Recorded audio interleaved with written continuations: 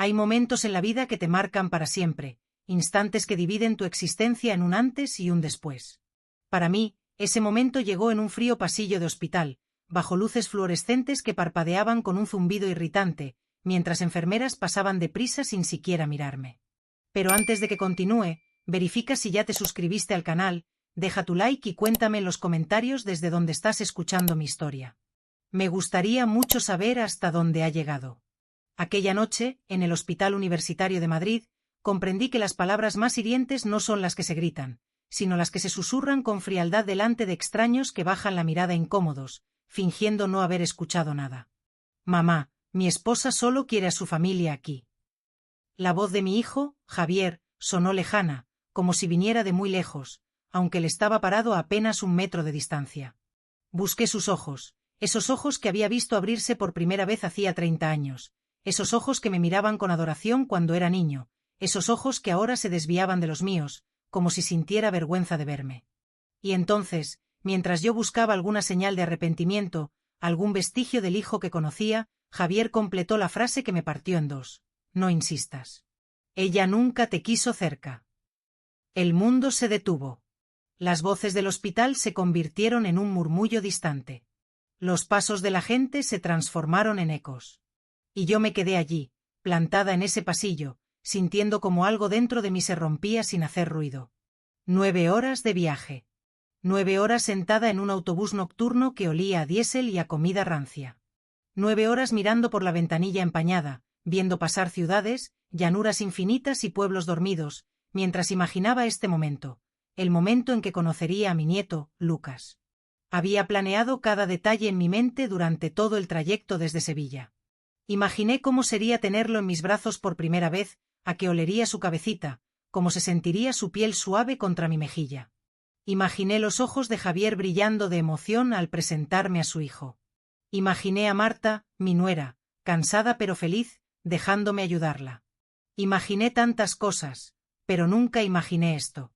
Nunca imaginé que mi propio hijo me miraría como si fuera una intrusa, como si fuera un problema a resolver, como si mi presencia, después de 9 horas de viaje y de toda una vida de sacrificios, fuese una molestia.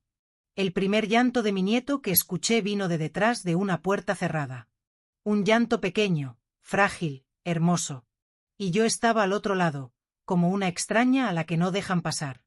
Pensé en todas las veces que Javier había llorado de bebé, en cómo lo acunaba durante horas en la madrugada, caminando descalza por la casa fría, cantando canciones que inventaba, prometiendo que todo estaría bien.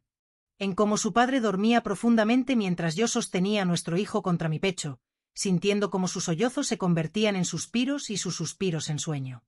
Pensé en las noches de fiebre, en las carreras al ambulatorio, en los miedos que solo una madre conoce. Y ahora, ese mismo hijo, ese hombre al que yo había sostenido cuando el mundo le daba miedo, me estaba diciendo que no era bienvenida en el momento más importante de su vida. Mi nombre es Lucía Ortega. Tengo 58 años y nací en un barrio humilde de Sevilla, en una casa con un patio lleno de macetas y jazmines. Crecí ayudando a mi madre en la cocina, aprendiendo a hacer guisos con el poco dinero que teníamos, escuchando sus consejos sobre la vida y el amor. Me casé joven, a los 22, con Ricardo, un hombre bueno, trabajador, de pocas palabras, pero de corazón firme. Tuvimos a Javier cuando yo tenía 28 años, y desde ese día, mi vida entera giró alrededor de ese niño. Cuando Ricardo murió, Javier tenía 15 años. Un infarto fulminante una mañana de martes cualquiera. Se fue sin despedirse, como quien cierra una puerta sin hacer ruido. Y allí nos quedamos, Javier y yo, intentando comprender cómo seguir adelante sin él. Vendí el pequeño negocio de Ricardo, una ferretería de barrio. Trabajé en lo que pude. Limpié consultas dentales de madrugada, con las manos oliendo a lejía y desinfectante. Atendí la recepción de una clínica por las tardes. Llegaba a casa con los pies hinchados y la espalda dolorida, pero siempre con una sonrisa para mi hijo, porque él era mi razón de ser, mi motor, mi todo. Y ahora, ese todo me miraba con ojos que no reconocía. Guardé silencio en aquel pasillo. No porque no tuviera palabras, tenía miles. Quería gritarle que había viajado 9 horas. Quería recordarle todo lo que había hecho por él. Quería preguntarle en qué momento se había convertido en ese hombre que me trataba como a un estorbo. Pero no dije nada. Porque mi madre me enseñó que hay momentos en que el silencio es más digno que cualquier palabra. Asentí despacio, tragué en seco. Sentí como las lágrimas me quemaban detrás de los ojos, pero no las dejé salir. No iba a darle esa satisfacción a nadie. Tomé mi bolso de piel gastada, ese bolso marrón oscuro que mi madre me regaló cuando cumplí los 30, para que lo lleves en todos los momentos importantes de tu vida, me dijo. Y mira tú por dónde, yo había cumplido.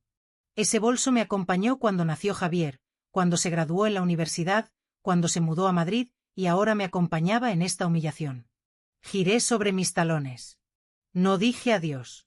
No dije enhorabuena. No dije nada.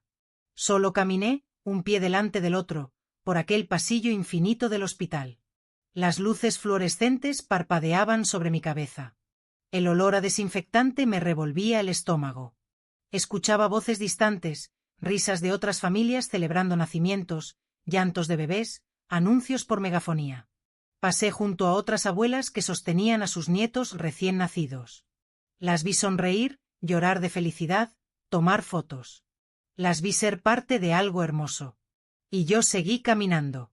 Salí del hospital a las 9 de la noche. El aire frío de una noche de otoño en Madrid me golpeó la cara. Me quedé parada en la acera, viendo cómo los taxis pasaban, cómo la gente entraba y salía del hospital, cómo la vida seguía su curso normal mientras la mía se desmoronaba. No sabía a dónde ir. Mi autobús de vuelta no salía hasta la tarde del día siguiente. Había planeado quedarme varios días, ayudar con el bebé, cocinar para Javier y Marta, ser útil. Pero ya no había nada que hacer. Tomé un taxi a un hotel barato que encontré en internet. Una habitación pequeña, con paredes de papel y una cama que crujía. Desde el pasillo se escuchaban risas, televisores a todo volumen, parejas discutiendo.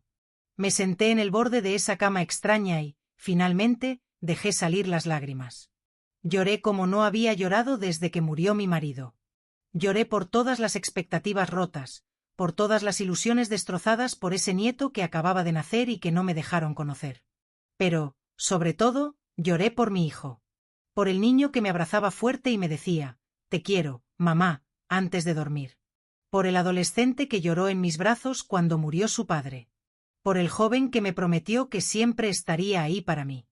¿Dónde había quedado ese hijo?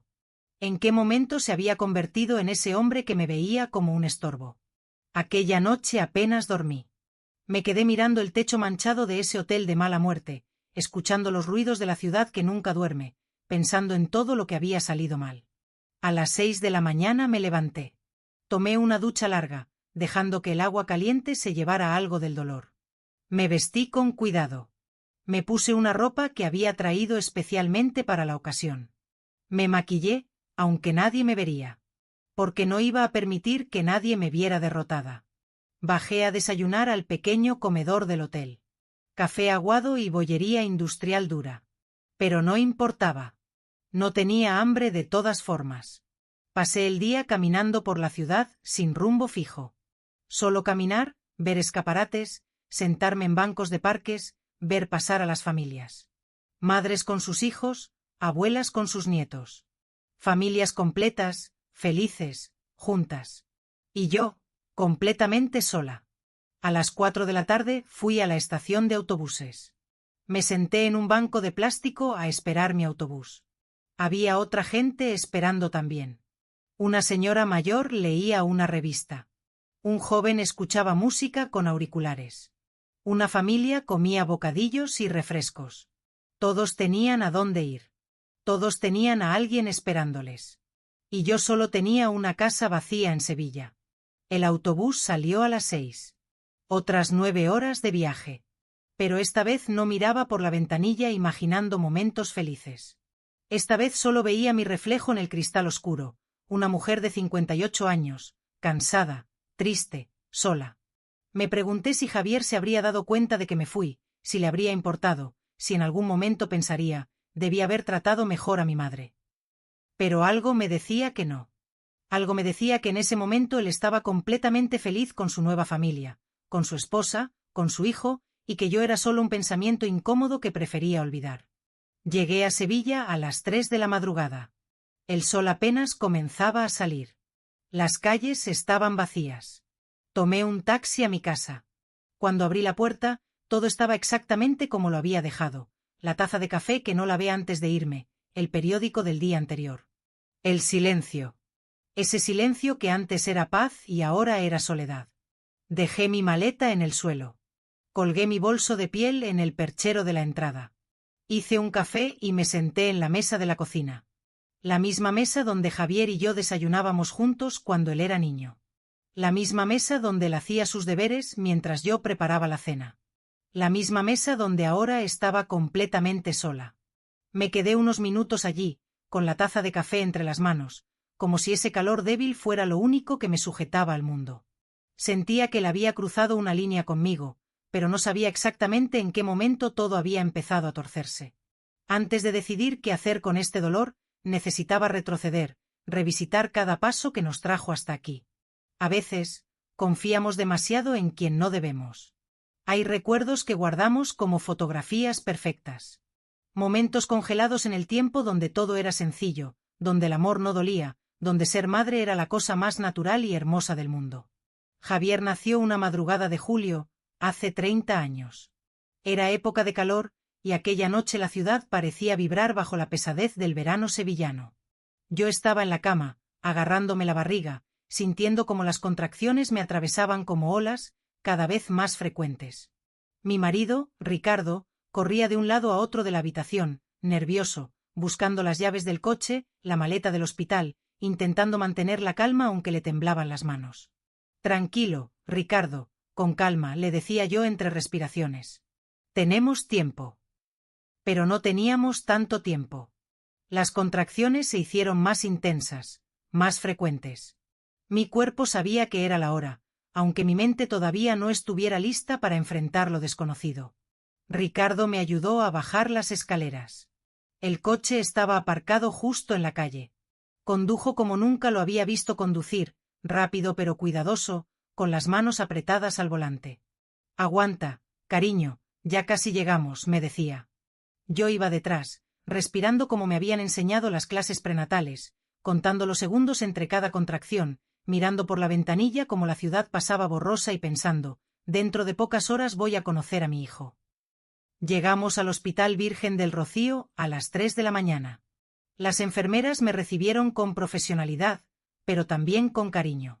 Me pusieron una bata, me conectaron a monitores, me examinaron. Está muy adelantada, señora. Este bebé tiene prisa. Ricardo se quedó conmigo todo el tiempo. Me sujetó la mano, me secó el sudor de la frente, me dijo una y otra vez, lo estás haciendo bien. Eres increíble. Y cuando por fin llegó el momento de empujar, cuando sentí que mi cuerpo se partía en dos, cuando el dolor era tan intenso que pensé que no iba a sobrevivir, escuché el llanto. El llanto de mi hijo. Es un niño, anunció la doctora. Un niño precioso y sano. Me lo pusieron sobre el pecho.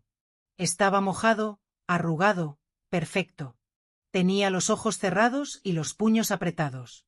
Y cuando sentí su piel contra la mía, cuando escuché su respiración pequeña y rápida, supe que mi vida había cambiado para siempre. Hola, mi amor, le susurré. Soy tu mamá. Ricardo lloraba a mi lado. Nos abrazaba a los dos. Y en ese momento, en esa habitación de hospital, a las 5 de la mañana, éramos la familia más feliz del mundo. Le llamamos Javier, en honor a mi abuelo, un hombre de campo, de manos callosas y corazón enorme. Un hombre que arreglaba todo con paciencia y nunca levantaba la voz. Que sea como él, le dije a Ricardo mientras acunaba a nuestro hijo recién nacido. Que sea bueno, que sea noble. Lo será, me prometió mi marido. Con una madre como tú, ¿cómo no? Los primeros años fueron como un sueño. Difíciles, agotadores, pero hermosos. Javier fue un bebé tranquilo. No lloraba mucho, dormía bien. Pero cuando estaba despierto, era pura curiosidad. Lo tocaba todo, lo miraba todo, sonreía con facilidad. Recuerdo las mañanas en nuestra pequeña casa de Sevilla. Me despertaba con el sol entrando por la ventana y el gorjeo de Javier en la cuna. Lo tomaba, lo cambiaba, lo amamantaba mientras miraba por la ventana como Sevilla despertaba. Ricardo salía temprano a trabajar. Tenía la ferretería en el centro, un negocio modesto pero estable. Salía a las 6 de la mañana y volvía a las 7 de la noche, cansado, pero siempre con una sonrisa para su hijo. Yo me quedaba en casa con Javier. En esa época no trabajaba fuera. Éramos una familia tradicional. Ricardo proveía, yo cuidaba del hogar. Y no me importaba. Me encantaba. Me encantaba ver a mi hijo crecer. Ver cómo aprendía a sentarse, a gatear, a andar. Me encantaba escucharlo balbucear sus primeras palabras. Mamá fue la primera. Claro que fue la primera, porque yo era quien estaba siempre allí. Cuando Javier cumplió 2 años, empezó a ayudarme en la cocina. Bueno, ayudar es mucho decir. Más bien a hacer un desastre. Se subía a un taburete al lado de la encimera y removía lo que fuera que yo estuviera cocinando. Tiraba harina, se ponía masa en la cara, se reía. Y yo me reía con él. Hacíamos magdalenas juntos. Yo le enseñaba a amasar. Sus manitas pequeñas intentaban copiar mis movimientos.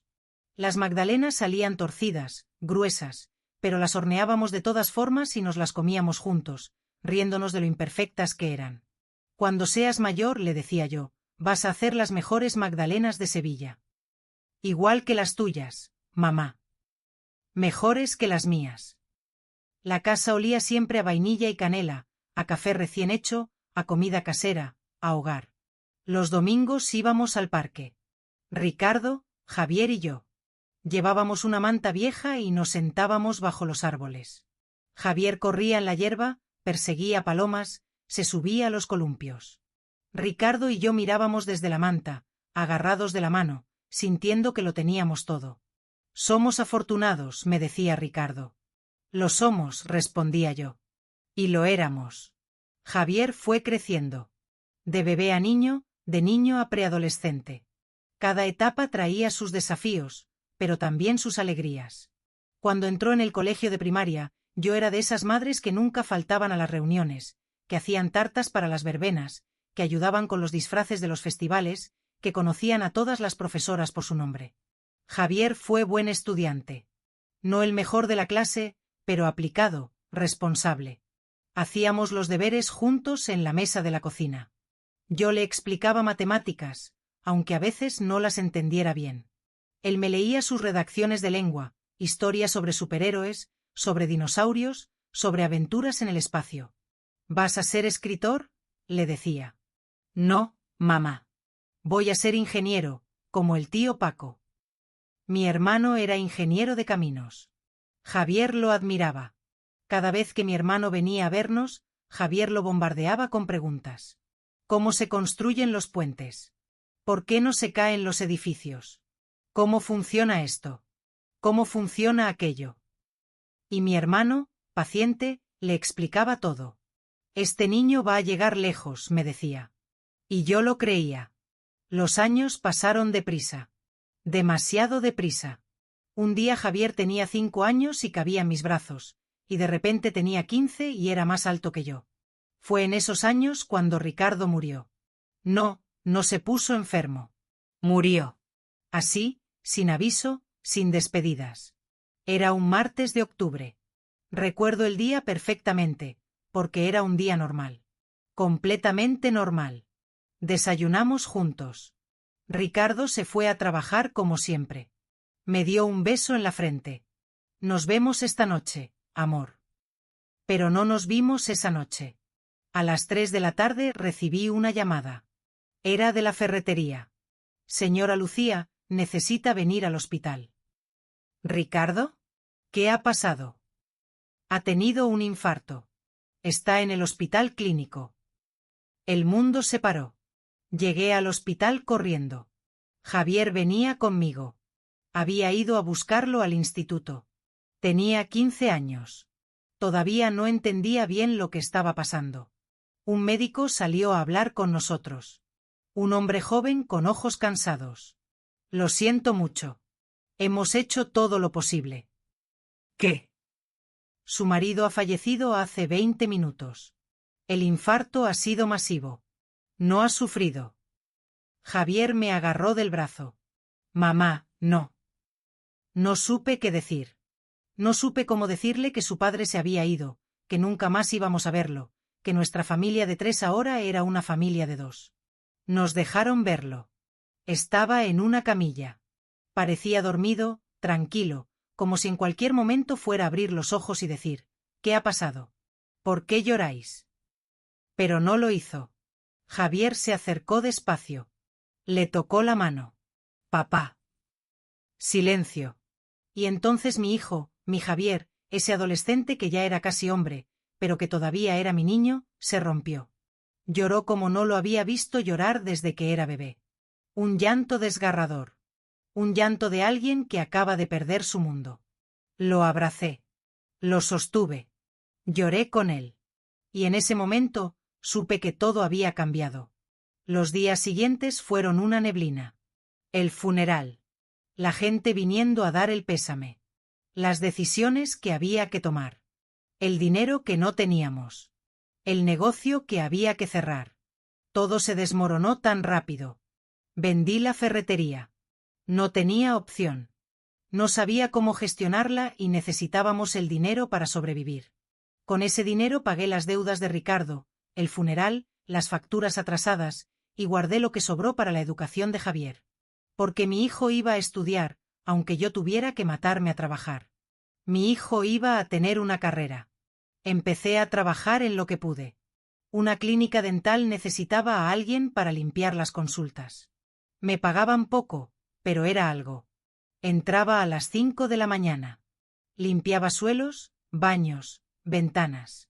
Todo olía a lejía y desinfectante. Mis manos se pusieron ásperas. Mi espalda empezó a doler. Pero no importaba. A las 2 de la tarde salía de allí e iba directa a trabajar a la recepción de otra clínica. Atendía teléfonos, agendaba citas, sonreía a los pacientes aunque estuviera muerta de cansancio. Salía a las 8 de la noche. Llegaba a casa y Javier ya había hecho los deberes. Ya había preparado algo para cenar. Me esperaba. ¿Qué tal el día, mamá? Bien, hijo, ¿y el tuyo? Bien. Cenábamos juntos. Hablábamos del día, de sus clases, de sus amigos. Y en esos momentos, sentados en nuestra mesa de cocina, solo nosotros dos, pero juntos, sentía que íbamos a estar bien, que todo iba a salir bien, porque nos teníamos el uno al otro. Javier terminó el bachillerato con buenas notas. Se presentó a varias universidades. Lo aceptaron en la Universidad Politécnica de Madrid para estudiar ingeniería civil. Lo conseguiste, hijo, le dije con lágrimas en los ojos el día que llegó la carta de aceptación. Lo conseguimos, mamá. Lo conseguiste tú. Me abrazó fuerte. No sé qué haría sin ti. Nunca tendrás que saberlo. Siempre voy a estar aquí. Y lo decía en serio. Los años de universidad fueron difíciles, pero también hermosos. Javier era aplicado. Estudiaba hasta tarde. Yo lo veía en la mesa de la cocina, rodeado de libros y apuntes, con café ya frío al lado, completamente concentrado. A veces me quedaba despierta hasta que él terminaba. Le preparaba algo de comer. Nos sentábamos juntos en silencio. Él, exhausto. Yo, cansada. Pero juntos. ¿Sabes qué quiero hacer cuando me gradúe?, me dijo una noche. ¿Qué? Construir un puente. Uno grande. Que conecte lugares, que una a la gente. ¿Lo harás, hijo? Sé que lo harás. Me sonrió. Y cuando lo haga, llevará tu nombre. Puente Lucía Ortega. Me reí. Eso sí que no. Que le pongan el nombre de tu padre. Su expresión se suavizó. O el de los dos. Puente Ricardo y Lucía. Eso suena mejor. Los domingos seguíamos yendo al parque. Ya no llevábamos manta ni el IVA a los columpios, pero caminábamos, hablábamos, disfrutábamos del sol. Éramos un equipo.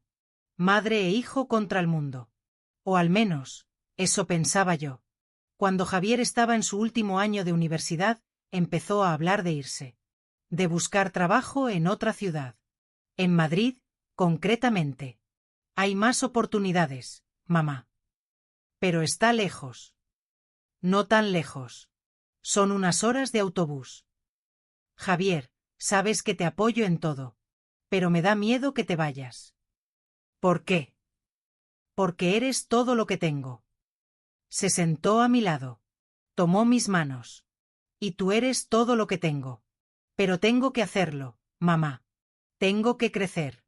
Tengo que intentarlo. Tenía razón. Lo sabía. Pero dolía de todas formas. Se graduó con honores. Yo estuve en la ceremonia, en primera fila, llorando de orgullo, viéndole subir al escenario con su toga y birrete, viéndole recibir su título. Pensé en Ricardo, en lo orgulloso que estaría. Pensé en todos los sacrificios, en todas las madrugadas limpiando suelos, en todas las noches sin dormir. Y pensé, ha merecido la pena. Todo ha merecido la pena. Después de la ceremonia, Javier me abrazó. Gracias, mamá. Nada de esto habría sido posible sin ti. Siempre, hijo. Siempre voy a estar aquí para ti. 2 meses después, encontró trabajo. Una constructora grande en Madrid. Buen sueldo, buenas prestaciones. Lo conseguí, me dijo cuando me dio la noticia. Lo conseguimos.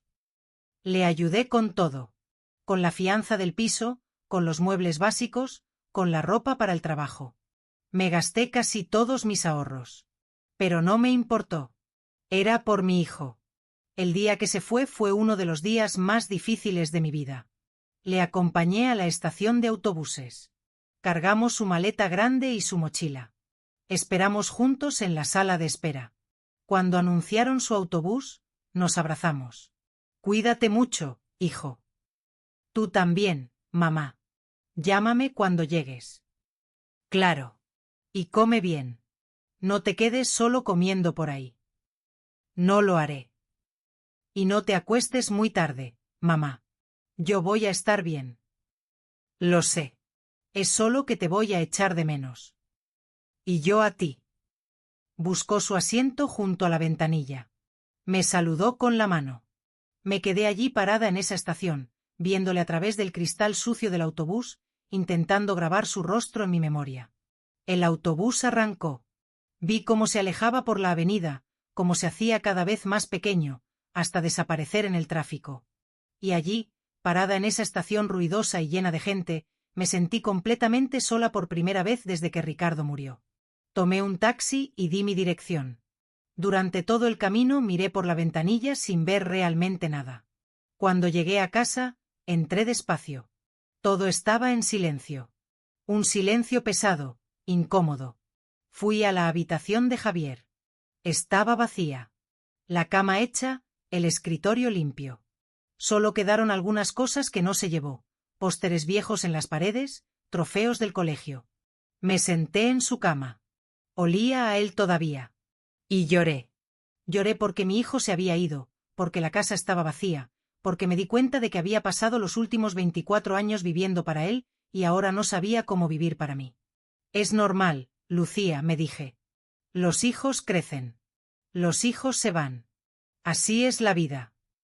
E intenté convencerme de que era verdad. Intenté convencerme de que esto era natural, de que debía estar orgullosa, de que mi trabajo como madre había sido prepararlo para este momento. Pero una parte de mí, una parte pequeña que no quería admitir, sentía que algo estaba mal. Ese vacío no era solo porque se había ido. Era algo más profundo. Era el presentimiento de que las cosas nunca volverían a ser como antes. De que ese hijo que me había prometido que siempre estaría ahí, poco a poco se estaba alejando de una forma que yo no podía detener. Y yo tenía razón. Pero aún no lo sabía. Aún me aferraba a la imagen del niño que me abrazaba en el parque, del adolescente que lloraba en mis brazos cuando murió su padre, del joven que me dijo que nada habría sido posible sin mí. No sabía que ese hijo se estaba quedando en el pasado, y que el hombre en el que se estaba convirtiendo era alguien que yo no reconocería. Los primeros 3 meses fueron perfectos. Bueno, perfectos no, pero lo suficientemente buenos como para mantener viva la esperanza. Javier me llamaba todos los días. Todas las noches, para ser exacta. A las 9 en punto. Después de llegar del trabajo, después de cenar, antes de dormir. Mi teléfono sonaba, y yo, no importaba lo que estuviera haciendo, contestaba inmediatamente. Hola, hijo. Hola, mamá, ¿qué tal el día? Y hablábamos de todo y de nada. De su trabajo en la constructora, de los proyectos en los que estaba trabajando, de sus compañeros, de la ciudad enorme que todavía le intimidaba un poco. Es tan grande, mamá. Tanta gente, tantos coches, tanto ruido.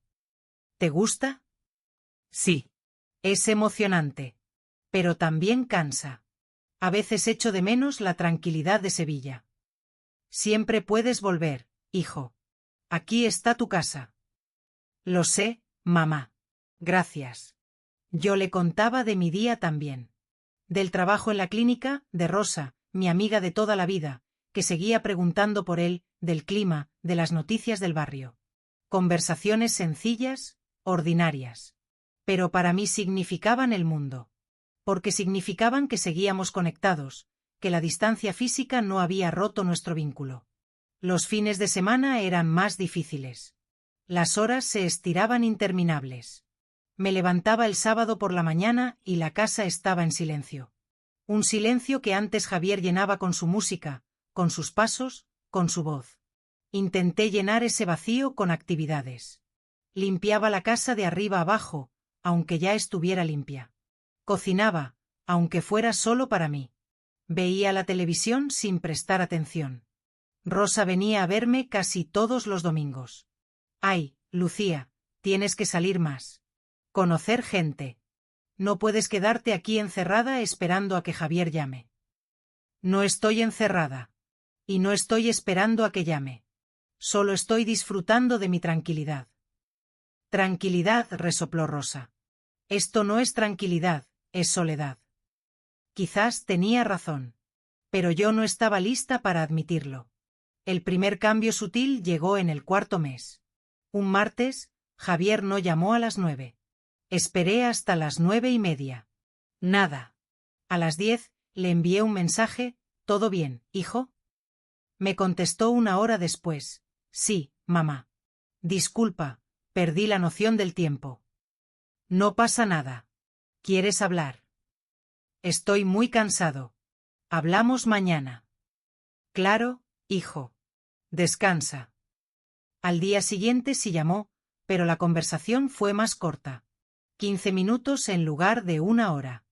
Lo siento, mamá, tengo que terminar unas cosas del trabajo. Está bien, hijo. No te preocupes. Le creí. Claro que le creí. Era natural que estuviera ocupado, que el trabajo lo absorbiera, que tuviera menos tiempo. Pero entonces, pasó de llamar todos los días a llamar cada 2 días. Y luego cada 3. Y luego, una vez a la semana. El cambio fue gradual, pero constante. Como una marea que retrocede tan despacio que no te das cuenta hasta que estás parada en la playa vacía, preguntándote dónde fue a parar el mar. Cuando llamábamos, su voz sonaba diferente. Lejana. Como si estuviera pensando en otras cosas mientras hablaba conmigo. Javier, ¿estás bien? Te noto la voz rara. Estoy bien, mamá. Solo cansado. ¿Estás comiendo bien? Sí. ¿Y durmiendo lo suficiente? Sí, mamá. Seguro que todo está bien. Un suspiro del otro lado. Sí, mamá. Todo está bien. Es solo que he estado muy liado. Entiendo, hijo. No quiero agobiarte.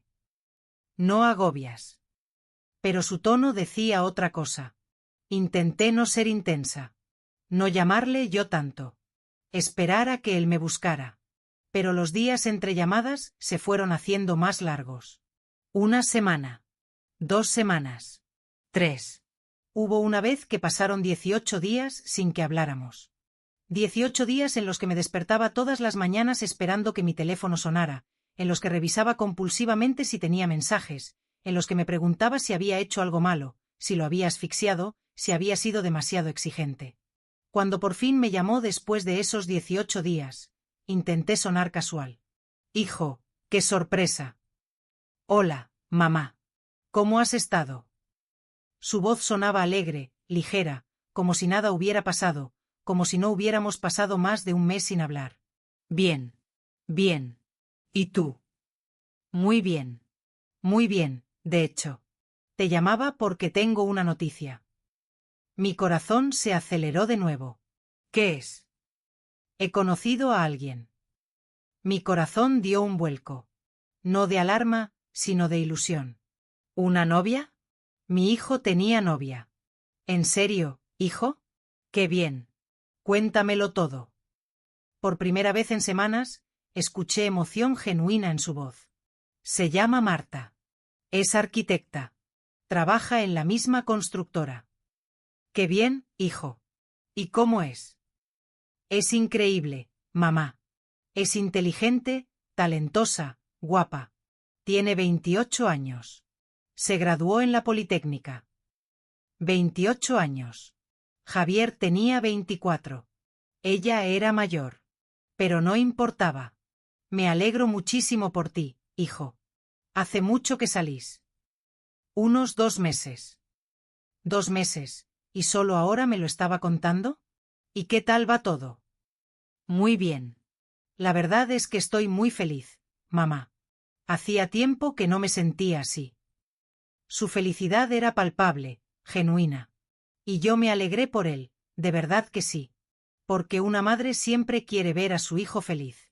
Me encantaría conocerla, hijo. Hubo una pausa, pequeña. Sí, claro. En algún momento. En algún momento, sí, mamá. Todavía es muy pronto. Solo nos estamos conociendo. Pero ya hace 2 meses. Sí, pero ya veremos. No quiero apresurar las cosas. Asentí, aunque él no pudiera verme. Está bien, hijo. Cuando tú quieras. Gracias por entender. Te envío una foto de los dos. Otra pausa. Mejor luego, sí. Tengo que irme. Marta me está esperando. Marta me está esperando. Esas 4 palabras se clavaron en mi pecho sin que yo supiera por qué. De acuerdo, hijo. Que lo paséis bien. Gracias, mamá. Te quiero. Y yo a ti. Colgó antes de que yo pudiera decir algo más. Me quedé sentada en mi sillón, mirando el teléfono, intentando procesar lo que acababa de pasar. Mi hijo tenía novia. Era una buena noticia. Debería estar celebrando. Entonces, ¿por qué sentía ese nudo en el estómago? Intenté convencerme de que eran solo nervios de madre, de que era natural preocuparme, de que cualquier madre siente algo cuando su hijo comienza una relación seria. Pero era algo más que eso. Era el tono de su voz cuando hablaba de ella. La forma en que había dicho, Marta me está esperando, como si ella fuera ahora lo más importante. Como si yo hubiera pasado a un segundo plano. O a un tercero. O a ningún plano. Las semanas siguientes confirmaron mis sospechas. Javier ya casi no llamaba, y cuando llamaba, todas las conversaciones giraban alrededor de Marta. Marta y yo fuimos a este restaurante. Marta me enseñó este sitio. Marta dice que... Marta, Marta, Marta. Yo escuchaba, sonreía, hacía las preguntas apropiadas, pero por dentro sentía como iba desapareciendo de su vida. Le enviaba mensajes, y él tardaba horas en contestar. A veces, días. Disculpa, mamá. He estado con Marta. Intenté conocerla a través de lo poco que Javier compartía. Por lo que entendí, venía de una familia acomodada de Madrid. Su padre era arquitecto también, su madre, profesora universitaria. Tenía una hermana menor que estudiaba medicina. Una familia diferente a la nuestra. Una familia con dinero, con educación universitaria de generaciones, con conexiones. No como nosotros. Una familia de Sevilla de clase media que se volvió baja cuando Ricardo murió. Una madre que limpiaba suelos y un hijo que había estudiado con becas. Me pregunté qué pensaría Marta de nosotros. De mí. Intenté no pensar así, no crear historias en mi cabeza. Pero era difícil cuando Javier cada vez compartía menos conmigo.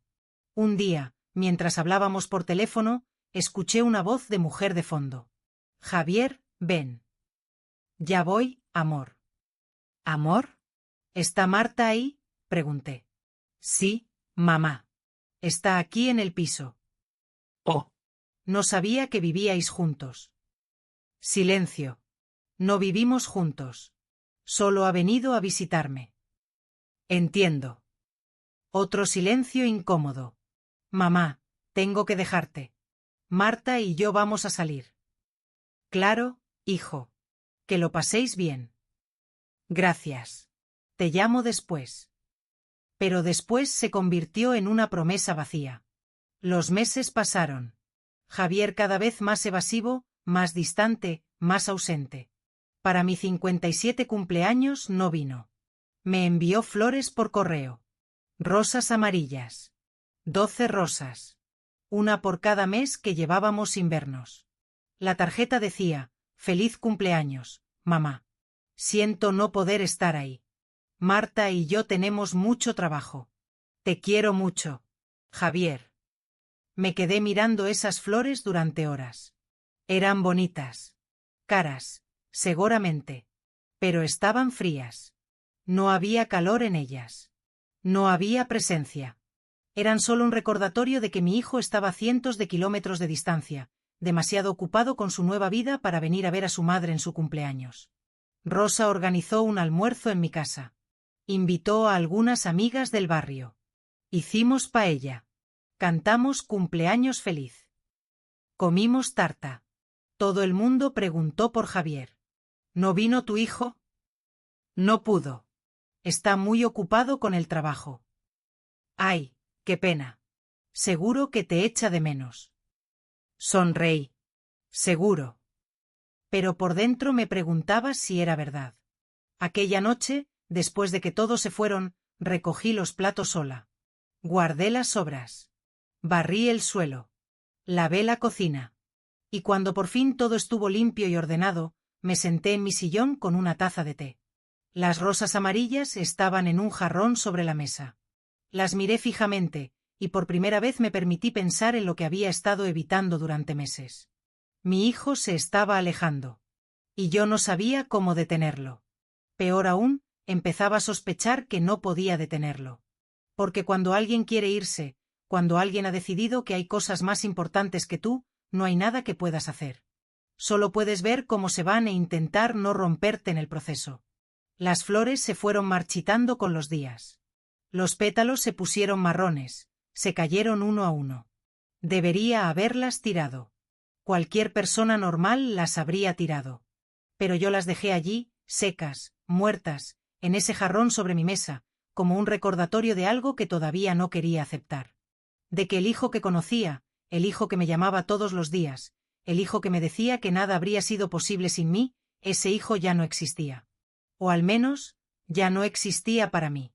Hay momentos en la vida donde te fuerzas a creer una mentira, porque la verdad es demasiado dolorosa. Momentos donde te convences de que el problema eres tú, porque es más fácil cambiarte a ti misma que aceptar que alguien a quien amas te está hiriendo.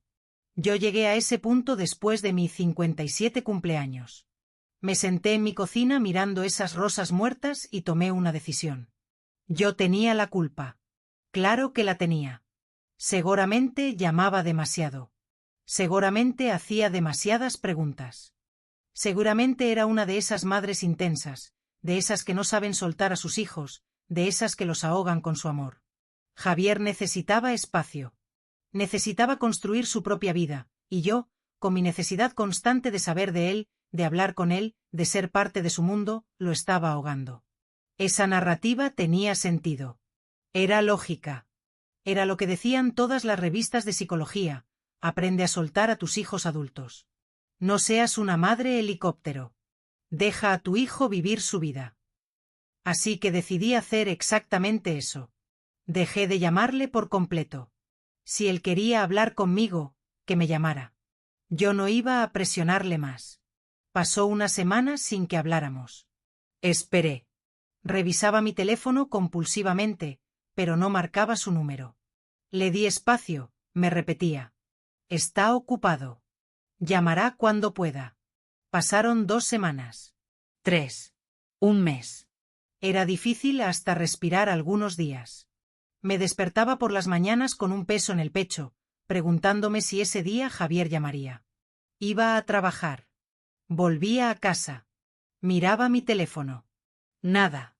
Rosa se dio cuenta, por supuesto. Lucía, ¿cuánto hace que no hablas con Javier?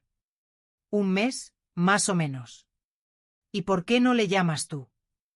Porque estoy intentando darle espacio. No ser intensa. Rosa me miró con esos ojos que conocía hacía 40 años, esos ojos que veían a través de todas mis defensas. ¿O te estás castigando por necesitar a tu hijo? Sus palabras me golpearon. No me estoy castigando. Solo estoy respetando su espacio. Hay una diferencia entre respetar su espacio y desaparecer de su vida, Lucía. ¿Y qué quieres que haga? ¿Que le llame y le moleste? ¿Que le presione? Quiero que dejes de pensar que necesitar a tu hijo es molestarlo. Me quedé en silencio. Rosa suspiró. No sé lo que está pasando con Javier, pero sé que tú no tienes la culpa. Eres una madre cariñosa, una buena madre. Y si él no puede ver eso, el problema es suyo, no tuyo. Quise creerle. De verdad que quise. Pero era más fácil culparme a mí misma. En la 5ª semana, mi teléfono por fin sonó. Era Javier. Mi corazón dio un vuelco tan violento que pensé que se me saldría del pecho. Respiré hondo 3 veces antes de contestar. Intenté sonar casual, como si no hubiera estado esperando esa llamada durante 35 días. ¿Hijo? Hola, mamá. ¿Cómo has estado? Su voz sonaba alegre, ligera, como si nada hubiera pasado. Bien. Bien. ¿Y tú? Muy bien. Muy bien, de hecho. Te llamaba porque tengo una noticia. Mi corazón se aceleró de nuevo. ¿Qué es? Marta y yo nos vamos a casar. El mundo se paró. Todo el ruido de fondo desapareció. El tic-tac del reloj de la cocina, el zumbido de la nevera, el ladrido lejano de un perro en la calle, todo se silenció. ¿Mamá? ¿Estás ahí? Sí. Sí, disculpa, hijo. ¡Qué sorpresa! Sorpresa buena. Tragué en seco. Claro. Claro que sí. Enhorabuena, hijo. Me alegro muchísimo. ¿Me alegraba? No lo sabía. Sentía tantas cosas a la vez que no podía distinguir una emoción de la otra. Alegría, porque mi hijo era feliz. Miedo, porque todo estaba cambiando demasiado deprisa. Dolor, porque apenas conocía a esa mujer con la que mi hijo iba a compartir su vida. Y una pregunta que no me atrevía a hacer en voz alta. ¿Hay sitio para mí en esa nueva familia que estás construyendo? Gracias, mamá. Estoy muy emocionado. Me imagino. ¿Cuándo es la boda? Dentro de 3 meses. Va a ser algo sencillo en Madrid. Solo familia cercana y amigos íntimos. Claro. Por supuesto que voy. Hubo una pausa, pequeña pero perceptible. Bien. Te enviaré los detalles por correo electrónico. ¿Por correo electrónico? Sí, mamá. Marta lo está organizando todo por internet. Es más fácil así. Entiendo. No entendía nada. Bueno, mamá, te dejo. Tengo que seguir avisando a la gente. ¿Ya has avisado a mucha gente? Sí. A los padres de Marta, a su hermana, a algunos amigos. Y a mí me avisas justo ahora. Se me escapó. No quería sonar resentida, pero sonó exactamente así. Mamá, por favor, no empieces. No estoy empezando nada. Solo pregunto. Pues lo parece. Mira, eres importante para mí, pero también tengo que organizarme con mucha gente. No todo gira alrededor de ti. Sus palabras fueron como un bofetón. No estoy diciendo que todo gire alrededor de mí. Entonces, no te lo tomes personal. ¿Cómo no me lo voy a tomar personal, Javier? Soy tu madre. Exacto. Eres mi madre. No mi esposa. Marta es mi prioridad ahora. Silencio. Un silencio largo, pesado, lleno de todo lo que no podíamos decir. Mamá, estoy aquí. Lo siento. No quise sonar así. Es solo que hay mucho estrés con la boda. Muchas decisiones, muchas cosas que organizar. Entiendo. De verdad, hijo. Felicidades. Les felicito a los dos. Gracias, mamá. Eso significa mucho para mí. ¿Significaba? Ya no estaba segura de nada. Te envío los detalles de la boda. De acuerdo. De acuerdo. Te quiero, mamá. Y yo a ti, hijo. Colgó. Me quedé sentada en mi cocina, con el teléfono aún en la oreja, escuchando el tono de ocupado, sintiendo como algo dentro de mí se resquebrajaba un poco más. Mi hijo se iba a casar con una mujer que no conocía, en una boda que se estaba planeando sin mi participación. Y yo estaba sonriendo y diciendo que me alegraba, porque eso era lo que se esperaba que hiciera. 2 días después, recibí la invitación por correo electrónico. Era elegante, profesional, con un diseño minimalista en tonos beige y dorado. Tenía una foto de Javier y Marta. Él sonriendo de oreja a oreja. Ella, preciosa, con un vestido blanco, maquillaje perfecto, pelo ondulado cayendo sobre sus hombros. Parecían felices. Parecían enamorados. Y yo me sentí como una intrusa mirando aquella foto. La invitación decía: Javier Ortega y Marta Torres tienen el honor de invitarle a la celebración de su matrimonio. No decía: con amor, Javier y Marta. No decía: queremos compartir este día especial contigo. Solo: tienen el honor de invitarle, como si yo fuera una invitada cualquiera, como cualquier compañero de trabajo, como cualquier conocido lejano, como alguien prescindible. Imprimí la invitación. No sé por qué. Quizás porque necesitaba verla en papel para que pareciera real. La puse en el frigorífico con un imán. Durante los días siguientes la miré cada vez que pasaba por la cocina, y cada vez sentí el mismo nudo en el estómago. Una semana después, armándome de valor, llamé a Javier. ¿Hijo? ¿Qué pasa, mamá?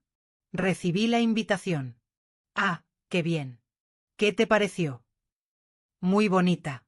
Oye, hijo, quería preguntarte una cosa. Dime. ¿Crees que podría conocer a Marta antes de la boda?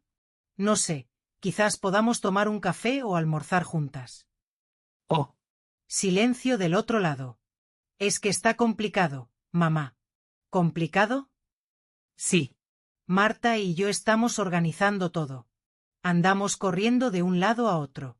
Probando pasteles, viendo flores, hablando con el fotógrafo. Es un caos. Entiendo. Pero pensé que justo por eso yo podría ayudar. Soy tu madre. Me encantaría participar. Sí, pero Marta tiene ideas muy claras de cómo quiere que sea todo, y su madre nos está ayudando con la organización. ¿Sabes cómo son las novias? Quieren que todo sea perfecto. La madre de Marta está ayudando, pero yo no. Entiendo. ¿Y no crees que habrá tiempo después de la boda para que os conozcáis mejor? Cuando las cosas se calmen. Supongo. Perfecto. Entonces nos vemos en la boda, Javier. Sí. ¿Puedo al menos hablar con ella por teléfono? Presentarme, felicitarla. Otra pausa incómoda. Déjame que le pregunte. Sí. Ella también está muy estresada. No quiero presionarla. ¿Presionarla? Como si yo fuera una carga. Un problema. Algo que causaba estrés. Está bien, hijo. No quiero causar problemas. No causas problemas, mamá. Es solo que, ya sabes. No. No lo sé. Te dejo. Tengo que seguir con los preparativos. Claro. Cuídate. Tú también. Colgué y me quedé mirando el teléfono. Me di cuenta de que estaba temblando. No de frío. De rabia. De frustración. De dolor. Pero más que nada, de impotencia. Porque no importaba lo que dijera, no importaba lo que hiciera, había sido relegada a un papel secundario en la vida de mi hijo. Y él ni siquiera lo veía. O peor, lo veía y no le importaba. Los días se convirtieron en semanas. Las semanas, en meses. Durante ese tiempo, Javier me llamó 3 veces. Conversaciones breves. Siempre con prisa, siempre con una excusa para colgar rápido. Yo me tragaba mis preguntas, mis ganas de saber más, mi necesidad de estar involucrada. Porque no quería ser la madre intensa. La madre problemática. Quería ser comprensiva, paciente, respetuosa. Aunque me estuviera matando por dentro. Rosa me invitaba a salir. Al cine, a caminar, a comer. intentando sacarme de casa, de la espiral de pensamientos en la que me estaba hundiendo. Lucía, no puedes seguir así. ¿Así cómo? Esperando. Tragándote todo. Fingiendo que estás bien cuando claramente no lo estás. Estoy bien. No, no lo estás. Y está bien no estarlo. Lo que no está bien es que sigas fingiendo. Pero fingir era más fácil que enfrentar la verdad. Y la verdad era demasiado dolorosa. 2 semanas antes de la boda, decidí que necesitaba comprar algo para ponerme. No podía ir a la boda de mi hijo con cualquier cosa. Tenía que estar bien, presentable. Fui a un centro comercial. Entré en varias tiendas. Me probé vestidos, blusas, faldas. Nada me gustaba. O mejor dicho, nada me hacía sentir como quería sentirme. Quería sentirme importante. Valorada. Como la madre del novio. Pero cada vestido que me probaba me hacía sentir invisible. Finalmente, compré un conjunto de pantalón y blusa elegante, pero no llamativo. Apropiado para una boda. Apropiado para una invitada más. También compré zapatos nuevos. Y fui a la peluquería del barrio para que me arreglaran el pelo. ¿Ocasión especial?, preguntó la peluquera. La boda de mi hijo. ¡Qué emoción! El primer hijo, el único. ¡Ay, qué lindo! Seguro que está muy feliz de compartir este día con usted. Sonreí. Seguro. Mentira. Todo era mentira. Pero era más fácil mentir a extraños que admitir la verdad. El día antes de la boda, tomé el autobús a Madrid. Otras 9 horas de viaje. Pero esta vez no iba emocionada. No iba imaginando momentos hermosos. Iba con un nudo en el estómago. Con miedo. Con la certeza de que algo iba a salir mal. Llegué temprano por la mañana. Javier me había dado la dirección de un hotel cerca del lugar de la boda. Nada lujoso. Una habitación sencilla en un hotel de 3 estrellas. Me registré. Subí a la habitación. Dejé mi maleta. Me senté en la cama y me permití llorar por unos minutos. Solo unos minutos. Porque tenía que recomponerme. Tenía que estar lista. Tenía que ser fuerte. La boda era a las 4 de la tarde, en un jardín en la zona norte de la ciudad. Llegué a las 3. No quería llegar tarde, pero tampoco quería ser la primera. Cuando llegué, ya había gente. Camareros acomodando las últimas cosas. Músicos preparando sus instrumentos. Flores por todos lados. Era hermoso. Sencillo, elegante. Y yo estaba allí, parada en la entrada, sintiéndome completamente fuera de lugar. Vi a Marta a lo lejos. Estaba con un grupo de mujeres. Todas riendo. Todas guapas. Todas vestidas de forma impecable. Respiré hondo y me acerqué. Marta se giró. Me miró de arriba abajo. Sus ojos se detuvieron un segundo más de lo necesario en mis zapatos, en mi ropa, en mi pelo. Y en ese segundo, supe exactamente lo que estaba pensando.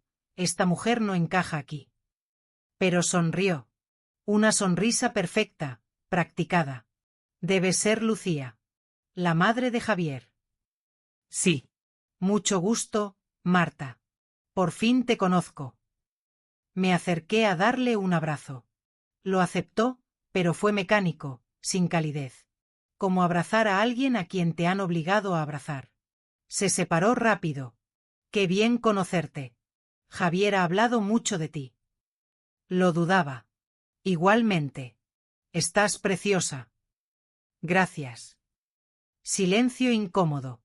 Bueno, discúlpame, tengo que seguir atendiendo a los invitados. ¿Sabes cómo es esto? Y se fue. Sin más.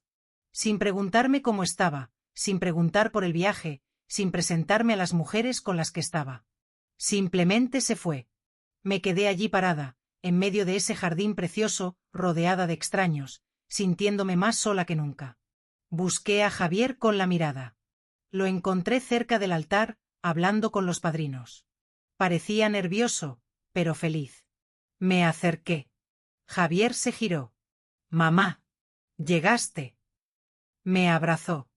Fue un abrazo rápido, como los que das cuando hay gente mirando. Claro que llegué, hijo. No me lo perdería por nada. Me alegro. Oye, gracias por venir. Como si yo hubiera tenido la opción de no venir. ¿Cómo te sientes? Nervioso. Feliz. Todo a la vez. Es normal. Uno de los padrinos lo llamó. Disculpa, mamá. Tengo que seguir con esto. Hablamos después, ¿sí? Claro, hijo. Y él también se fue. Me quedé allí, sola de nuevo. Busqué mi sitio en las sillas. Había tarjetas con nombres. Busqué el mío. Tercera fila. No la primera. No junto a la familia inmediata. La tercera. Me senté. Miré a mi alrededor. La primera fila estaba reservada para los padres de Marta. La segunda, para sus abuelos y tíos. Yo, la madre del novio, estaba en la tercera fila, entre primos lejanos y amigos de la familia. Como si fuera un pensamiento tardío. Alguien que no era tan importante. Tragué en seco. Intenté no llorar. No importa, me dije. Lo que importa es que Javier sea feliz. Pero importaba. Claro que importaba. La ceremonia comenzó. Fue hermosa. Javier parecía tan feliz. Marta estaba radiante. Cuando intercambiaron votos, lloré. Pero no eran solo lágrimas de alegría. Eran lágrimas de luto. Porque algo me decía que estaba perdiendo a mi hijo. No a una nueva vida. Lo estaba perdiendo para mí. Después de la boda, todo se volvió silencio. No el tipo de silencio pacífico que te reconforta, sino el tipo de silencio ensordecedor que te recuerda constantemente lo que has perdido. Javier me llamó una sola vez después de volver de la luna de miel. Una semana en Cancún, que vi documentada por completo en las redes sociales de Marta. Fotos en la playa, en restaurantes elegantes, brindando con copas de champán, sonriendo, besándose, felices. Yo di me gusta a cada foto, comenté cosas como que guapos o disfrutad mucho. Nunca contestó a mis comentarios. Ninguno. Cuando Javier por fin llamó, sonaba relajado, contento. Hola, mamá. ¿Cómo has estado? Bien, hijo. ¿Qué tal la luna de miel? Increíble. Cancún es precioso. Deberías ir algún día. ¿Con qué dinero? Quise decir. Pero no dije. ¿Y tú qué has hecho? Lo de siempre. Trabajar, la casa. Nada especial. Qué bien. Silencio. Bueno, mamá, solo llamaba para saludarte. Estamos organizando el piso. Marta trajo muchas cosas y tenemos que acomodarlo todo. Claro, hijo. No te preocupes. Te llamo pronto. Sí. Cuando puedas. Cuídate. Tú también. Y colgó. 5 minutos. La conversación duró 5 minutos. Me quedé mirando el teléfono, sintiendo como ese vacío en mi pecho se hacía más grande. Los días se convirtieron en semanas. Las semanas, en meses. Javier me llamaba cada 2 o 3 semanas. Conversaciones breves, superficiales, siempre con prisa. ¿Qué tal, mamá? Bien, hijo. ¿Y tú? ¿Qué tal todo con Marta? Bien, bien, todo tranquilo. Me alegro. Oye, ¿cuándo venís a verme? Hace tanto que no os veo. Pronto, mamá. Pronto. Pronto. Esa palabra se convirtió en una promesa vacía. Un placebo que me daba para mantenerme callada. Pero pronto nunca llegaba. Intenté llenar mis días. Rosa y yo nos apuntamos a clases de ganchillo en la Casa de Cultura del barrio. Aprendí a hacer bufandas, gorros, mantitas de bebé. ¿Para quién son esas mantitas?, me preguntó Rosa un día. Para cuando tenga nietos, respondí sin pensar. Rosa me miró, pero no dijo nada. Ambas sabíamos que eso estaba muy lejos de suceder. O al menos, eso pensaba yo. Fue en una de esas llamadas quincenales cuando Javier me dio la noticia. Era un martes por la noche. Yo estaba viendo la televisión cuando mi teléfono sonó. Vi su nombre en la pantalla, y mi corazón dio ese vuelco que siempre daba cuando él me llamaba. ¿Hijo? Hola, mamá. ¿Cómo estás? Bien. ¿Todo bien por ahí? Sí. Muy bien, de hecho. Tengo una noticia. Algo en su tono me alertó. Sonaba emocionado. Nervioso. Como cuando era niño y tenía algo importante que decirme. ¿Qué es? Marta está embarazada. El mundo se paró. Todo el ruido de fondo desapareció. La televisión, el zumbido de la nevera, el tráfico de la calle. Todo se silenció. ¿Mamá? ¿Estás ahí? Sí. Sí, disculpa. ¿Qué dijiste? Que Marta está embarazada. Vamos a tener un bebé. Sentí como las lágrimas subían, como mi corazón se expandía tanto que me dolía. Hijo. No sabes cuánto me alegro. Y era verdad. Estaba genuinamente feliz. Iba a ser abuela. Después de tantos años cuidando a Javier, después de todos los sacrificios, después de todo el dolor, iba a tener un nieto. ¿De cuántos meses está? 3 meses. 3 meses, y solo ahora me lo estaba diciendo. ¿Por qué no me lo dijiste antes? Queríamos esperar, ¿sabes? Por precaución. Los primeros 3 meses son los más delicados. Entiendo. Pero no entendía. ¿Por qué había contado a otras personas antes que a mí? Porque estaba segura de que yo no era la primera en saberlo. ¿Y cómo está Marta? ¿Cómo se siente? Cansada, pero bien. Ha tenido algunas náuseas, pero nada grave. Está emocionada, me imagino. ¿Ya sabéis lo que es? Todavía no. Nos lo dirán en la próxima consulta. ¡Qué emoción, hijo! Sí, mamá. Estoy muy feliz. Asustado también, pero feliz. Por primera vez en meses, escuché calidez genuina en su voz. Escuché al hijo que conocía. Al niño que me buscaba cuando tenía miedo. Al joven que compartía sus sueños conmigo. Vas a ser un padre maravilloso, hijo. Espero que sí. Lo sé. Silencio cómodo.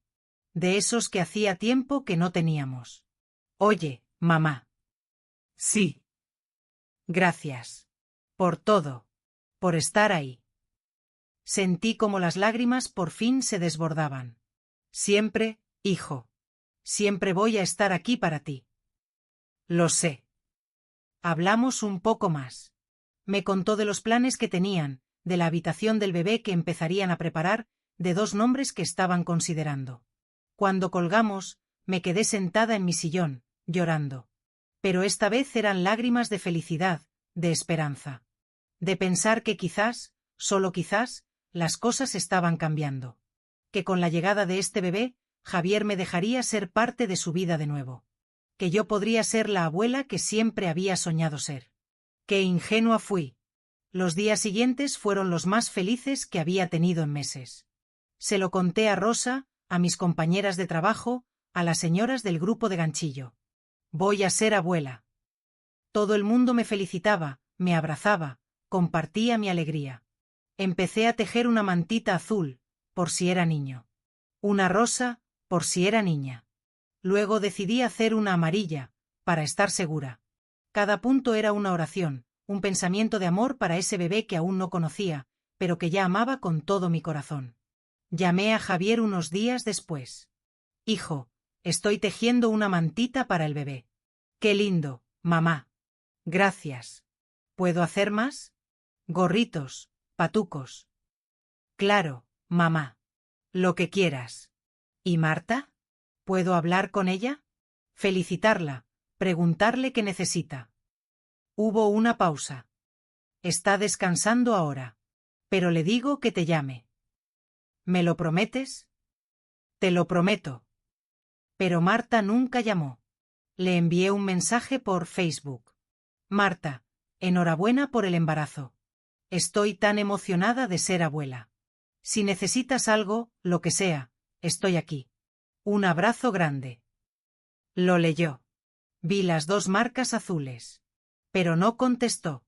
Le envié otro mensaje una semana después. Hola, Marta, ¿cómo te sientes? Espero que estés bien. Te mando un abrazo. Lo leyó. No contestó. Intenté no tomármelo personal. Me dije que estaba ocupada, que el embarazo la tenía cansada, que seguramente ni se daba cuenta de que no me contestaba. Pero algo dentro de mí sabía que no era eso. Llamé a Javier de nuevo. Hijo, le envié unos mensajes a Marta, pero no me ha contestado. ¿Está todo bien? Sí, mamá, todo bien. Es solo que está muy cansada. ¿Sabes cómo es el embarazo? ¿Puedes decirle que me llame? Aunque sean 5 minutos.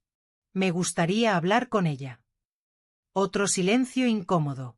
Mamá, Marta no es mucho de hablar por teléfono. Prefiere mensajes. Pero no contesta mis mensajes. Hubo una pausa. Está muy sensible ahora con el embarazo. Siempre había una excusa. Siempre había una razón por la que yo no podía acercarme. Los meses pasaron. Seguí el embarazo de Marta a través de Facebook.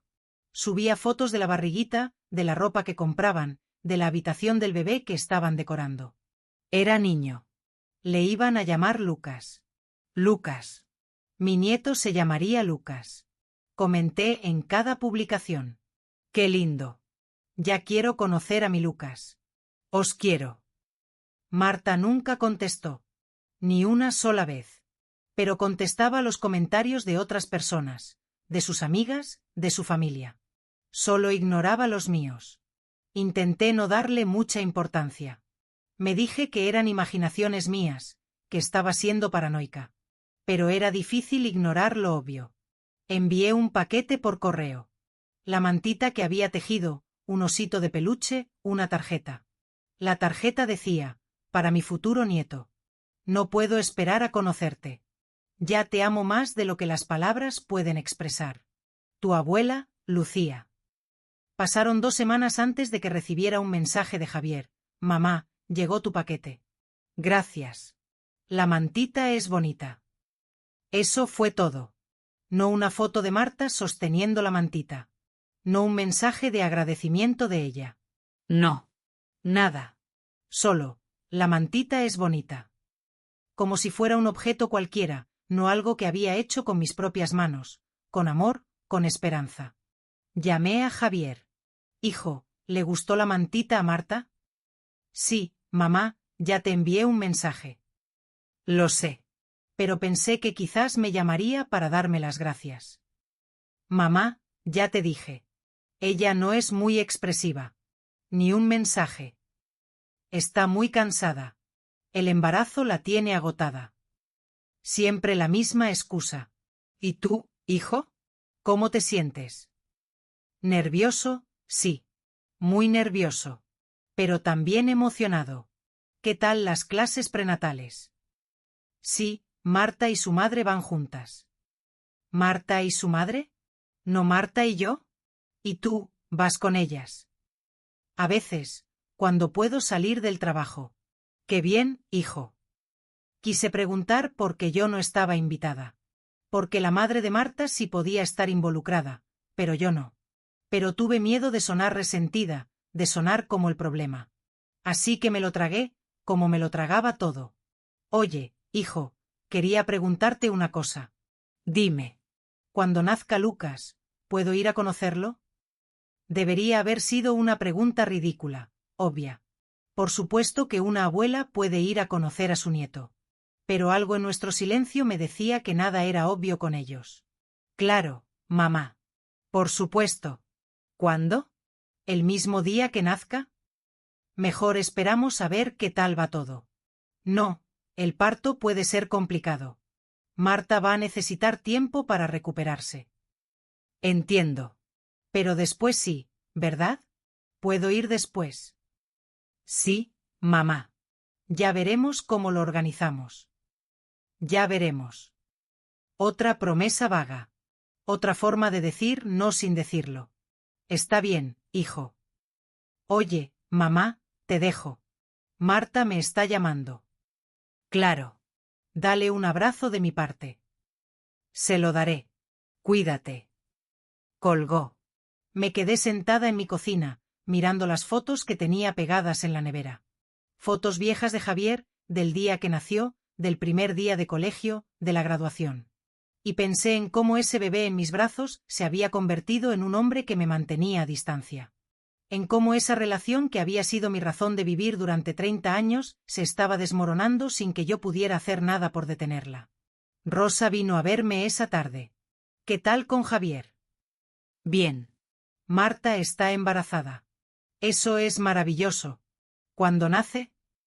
Dentro de 3 meses. ¿Ya planeaste cuándo vas? Me quedé en silencio. Lucía, ¿te invitaron? Javier dice que sí. Que después del parto.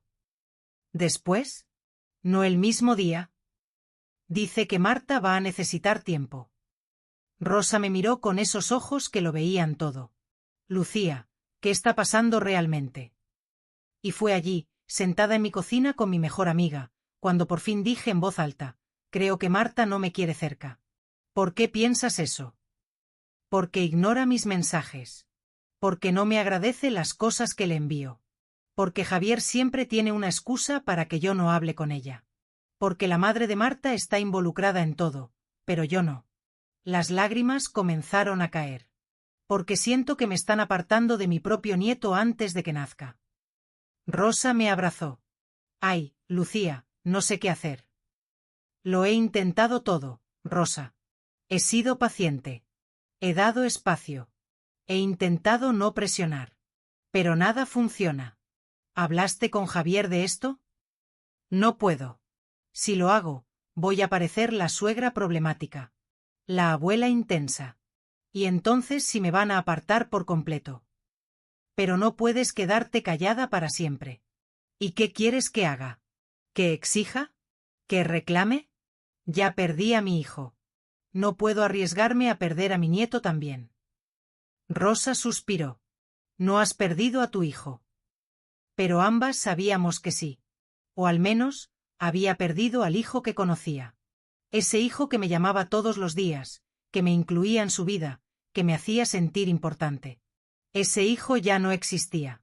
Y el hombre en el que se había convertido me veía como una obligación, como algo que tenía que gestionar, como un problema a resolver. 2 semanas antes de que Lucas naciera, me armé de valor y llamé a Javier. Hijo, necesito hablar contigo. Dime, mamá. Quiero estar ahí cuando nazca Lucas. Silencio. Mamá, ya hablamos de eso. No. No hablamos. Me dijiste que ya veríamos. Pero necesito saber. Necesito planear. Necesito comprar mi billete. Es que no sé si sea buena idea, mamá. Sentí como el suelo se abría bajo mis pies. ¿Qué? Marta está muy nerviosa. Muy ansiosa. Los médicos dicen que necesita estar tranquila. Y yo no la voy a dejar tranquila. No es eso. Es solo que tener mucha gente alrededor la estresa. ¿Mucha gente? Soy tu madre. Soy la abuela. Lo sé, mamá. Pero... Escuché voces de fondo. Marta diciendo algo que no alcancé a oír. Mamá, mejor hablamos después. No, Javier. Por favor. Solo dime la verdad. Marta no quiere que vaya. Silencio. Largo. Demasiado largo. Ella cree que sería mejor esperar unos días. Que nos dé tiempo a adaptarnos. ¿Y tú qué piensas? Yo pienso que tengo que apoyar a mi esposa. Ella es la que va a dar a luz. Ella es la que va a estar vulnerable. Yo no voy a hacerle daño, Javier. No he dicho que le vayas a hacer daño. Entonces, ¿por qué no puedo ir? Porque necesita espacio, mamá. ¿Por qué no lo puedes entender? Su tono se volvió defensivo, frustrado. Lo entiendo, hijo. Lo que no entiendo es por qué la madre de Marta sí puede estar ahí, pero yo no. Porque es su madre. Y yo soy la tuya. ¿Es diferente? ¿Por qué es diferente? Porque es madre. No compliques más las cosas, Lucía. Javier. Mamá, por favor, no compliques. Ya tengo suficiente estrés. Marta está a punto de dar a luz. Tengo mucho trabajo. Estoy intentando mantener todo bajo control. ¿Puedes, al menos por una vez, no hacer esto más difícil? Sus palabras me golpearon como una bofetada. ¿Hacerlo más difícil? ¿Querer conocer a mi nieto era hacerlo más difícil? Sí. Porque ahora no es buen momento. ¿Y cuándo va a ser buen momento? Cuando yo te lo diga. Un silencio frío, duro, lleno de todo lo que no estábamos diciendo. Entiendo, dije por fin. De verdad.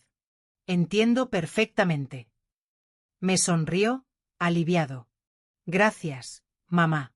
Sabía que ibas a entender. Pero yo no entendía nada. Solo entendía que me estaban dejando fuera. Que después de todos los sacrificios, después de todo el amor, después de todo lo que había dado, yo no era lo suficientemente importante para estar presente en uno de los momentos más importantes de la vida de mi hijo. ¿Me avisas cuando nazca, sí? Claro. Como quieras, mamá. No te pongas así. No me estoy poniendo de ninguna manera, Javier. Solo estoy respetando lo que tú y Marta quieren. Gracias. De nada. Te quiero, mamá. Y yo a ti, hijo. Colgué antes de echarme a llorar. Me senté en mi sillón y lloré como no había llorado en meses. Lloré por ese nieto que estaba a punto de nacer y que quizás no conocería por semanas o meses, o nunca. Lloré por ese hijo que me había dejado fuera.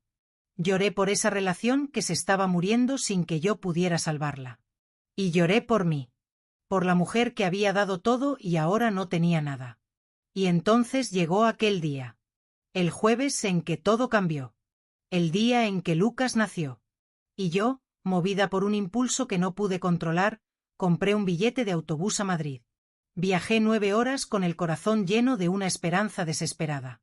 Llegué al hospital y allí, en ese pasillo frío, bajo luces fluorescentes, escuché a mi hijo decirme las palabras que me partirían para siempre. Mamá, mi esposa solo quiere a su familia aquí. No insistas. Ella nunca te quiso cerca. Fui despedida ese día sin siquiera tocar a Lucas. Volví a Sevilla con el corazón roto. En los días siguientes a mi regreso, intenté convencerme de que solo había sido un malentendido. Que Marta estaba cansada por el parto, que Javier estaba estresado. Que pronto las cosas mejorarían y que podría volver a conocer a mi nieto de verdad, no solo a escuchar su llanto detrás de una puerta. Pero entonces, empecé a ver las fotos en Facebook. La primera publicación apareció 2 días después de que volví. Marta había creado un álbum entero, primeros días con nuestro amor. Foto tras foto de Lucas durmiendo, tomando el pecho, bostezando, siendo sostenido por ella, por Javier, por la madre de Marta. En una de las fotos, la suegra de Javier sostenía a Lucas con una sonrisa radiante. La leyenda decía, con la abuela más enamorada del mundo. Gracias por estar aquí desde el primer minuto, mamá. Desde el primer minuto. Ella había estado allí. En el parto. En la sala. Sosteniendo a Lucas mientras yo esperaba al otro lado de la puerta, viviendo todo lo que yo había soñado vivir. Y a mí me habían echado sin siquiera tocarlo. Cada día traía nuevas fotos. Lucas en la cuna nueva. Lucas con ropa que yo no conocía. Lucas siendo bañado por la otra abuela. Lucas en sus brazos. En sus brazos, siempre. Y en ninguna, absolutamente ninguna foto, había alguna mención a mí. Comenté en algunas al principio. Mi nieto precioso. La abuela te quiere. Marta nunca respondió. Pero respondía a los comentarios de otras personas. Veía las notificaciones. La veía agradecer a amigas, a primas, a compañeras. Solo ignoraba los míos. 3 semanas pasaron así. 3 semanas viendo a mi nieto crecer a través de una pantalla. 3 semanas de humillación silenciosa. Hasta que no pude más. Rosa venía a verme casi todos los días. Me encontraba sentada en mi cocina, mirando mi teléfono, viendo fotos de un bebé que no me habían dejado conocer. Lucía, esto no está bien. Lo sé. ¿Hablaste con Javier? No llama. Solo publica fotos. Ya han pasado 3 semanas. Lo sé. Y vas a seguir esperando. ¿Qué más puedo hacer, Rosa? Puedes exigir. Puedes poner límites. Puedes decirle a tu hijo que eso no se hace. ¿Y si lo hago me van a apartar por completo? Ya te apartaron, Lucía. ¿Qué más te pueden quitar? Tenía razón. Pero aún tenía miedo de perder lo poco que me quedaba. Esa tarde, me armé de valor. Le envié un mensaje a Javier: hijo, ya han pasado 3 semanas. Por favor, déjame ir a conocer a Lucas de verdad. Prometo que no voy a molestar. Solo quiero verlo. Abrazarlo. Una vez. Solo eso. Tardó 4 horas en contestar: déjame hablar con Marta. 2 días después: mamá, puedes venir este fin de semana. Pero solo un día. Marta tiene cita con el pediatra el sábado. Puedes vernos allí. El pediatra. Ni siquiera en su casa. Pero era mejor que nada. Gracias, hijo. Estaré allí. Compré el billete de autobús inmediatamente para el viernes por la noche. Llegaría el sábado temprano. Hice una maleta pequeña, aunque solo iba a quedarme un día. Puse la ropa que había comprado para la ocasión, un pantalón básico y una blusa bonita. Zapatos cómodos, pero presentables. Quería estar bien. Quería que Marta viera que yo no era un desastre, que era una mujer digna, presentable, que merecía respeto. También empaqué los regalos.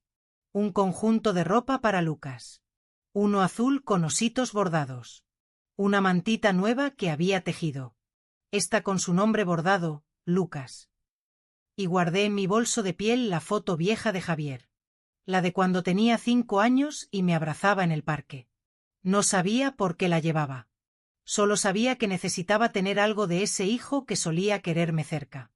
El viernes por la noche tomé el autobús. Otras 9 horas de viaje. 9 horas mirando por la ventanilla oscura, imaginando cómo sería ese momento. Abrazar a mi nieto por primera vez. Ver su carita de cerca. Oler su cabecita. Sentir su peso en mis brazos. Había soñado con ese momento durante meses, y por fin, después de 3 semanas de espera y humillación, estaba a punto de suceder. Llegué a Madrid el sábado a las 8 de la mañana. Fui directa a un baño público a arreglarme. Me cambié de ropa. Me peiné. Me puse perfume. Me maquillé, aunque me temblaban las manos. Javier me había dicho que los encontrara en el hospital universitario, el mismo hospital donde todo había comenzado. Marta tenía una consulta de seguimiento con el pediatra a las 9. Tomé un taxi. El tráfico era terrible, pero finalmente llegué a las 9:15. Cuando entré en la sala de espera, allí estaban. Marta con Lucas en brazos. Javier a su lado, mirando el móvil. Hijo. Levantó la mirada, sorprendido, pero sin brillo. Mamá. Llegaste. Ni un abrazo. Solo un asentimiento de cabeza. Me acerqué a Marta. Ella paseó los ojos por mi ropa, por mis zapatos, por mi pelo. Y sonrió. Esa sonrisa educada que no le llegaba a los ojos.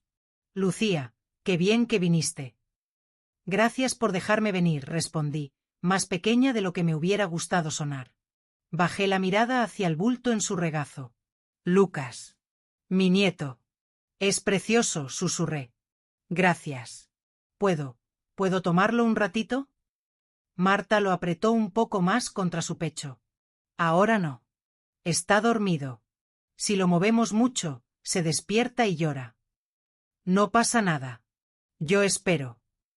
Me senté a su lado. El tiempo allí me pareció más pesado que las horas en el autobús. Intenté sacar conversación, preguntar por la recuperación, las tomas, el sueño. Pero las respuestas de ella eran cortas, secas. Como si estuviera hablando con una desconocida en la parada del autobús. Llamaron el nombre del bebé. Marta entró con Lucas a la consulta. Javier fue detrás, cargando el bolso. Yo me quedé afuera. De nuevo. Afuera. Esperé unos 40 minutos, mirando la puerta cerrada, escuchando a otras madres y abuelas comentar sobre sus bebés, mientras yo no tenía ni olor del mío. Cuando salieron, Marta hablaba con el médico sobre la próxima cita. Javier revisaba algo en el móvil. Me acerqué. ¿Salió todo bien? Sí. Lucas está genial. Creciendo bien, respondió Javier. Qué bien. Respiré hondo. Hijo, podríamos ir a vuestra casa después, ¿verdad? Quería ver dónde vivís, estar un rato con vosotros. Él y Marta intercambiaron esa mirada rápida que dice más que cualquier frase. La verdad, mamá, comenzó Javier, es que hoy no es un buen día. Viene la familia de Marta por la tarde. El piso va a estar lleno. Va a ser muy agotador para ella. Y para ti también, incómodo. Incómodo para mí. Como si fuera una precaución, no un rechazo. Esperé a que Javier dijera, es mi madre. Va a venir. No lo dijo. Solo puso una mano en mi hombro. Mamá, por favor, no compliques las cosas. Esas palabras. De nuevo. No compliques las cosas. Está bien, respondí, sintiendo como algo dentro de mí cedía. Lo entiendo. Me sonrió, aliviado. Gracias, mamá. Sabía que ibas a entender. Fuimos a una cafetería cerca del hospital. Pedimos unos bocadillos que apenas toqué.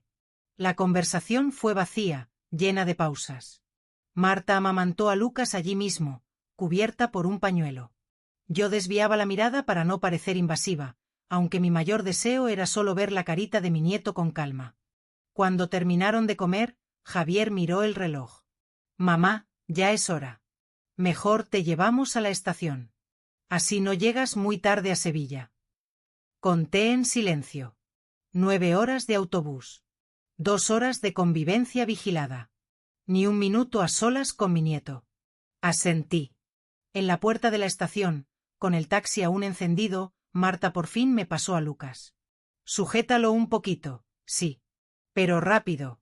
Hoy está muy cansado. 5 minutos. Solo eso. Recibí a Lucas en mis brazos como quien recibe un milagro. Era ligero y pesado a la vez. Olía a leche y a futuro. Pasé la punta de mi dedo por su manita, y sus deditos se cerraron instintivamente alrededor del mío. Besé su frente despacio. Hola, mi amor, le susurré. Soy tu abuela Lucía. Siento no haber estado aquí cuando llegaste. Pero te quiero. Te quiero muchísimo. Antes de que pudiera decir algo más, Marta extendió los brazos de nuevo. Ya está. Ya es suficiente. Se lo devolví. Javier sacó mi maleta del maletero. Gracias por venir, mamá. Claro, hijo. Me dio un abrazo rápido. Te llamo pronto.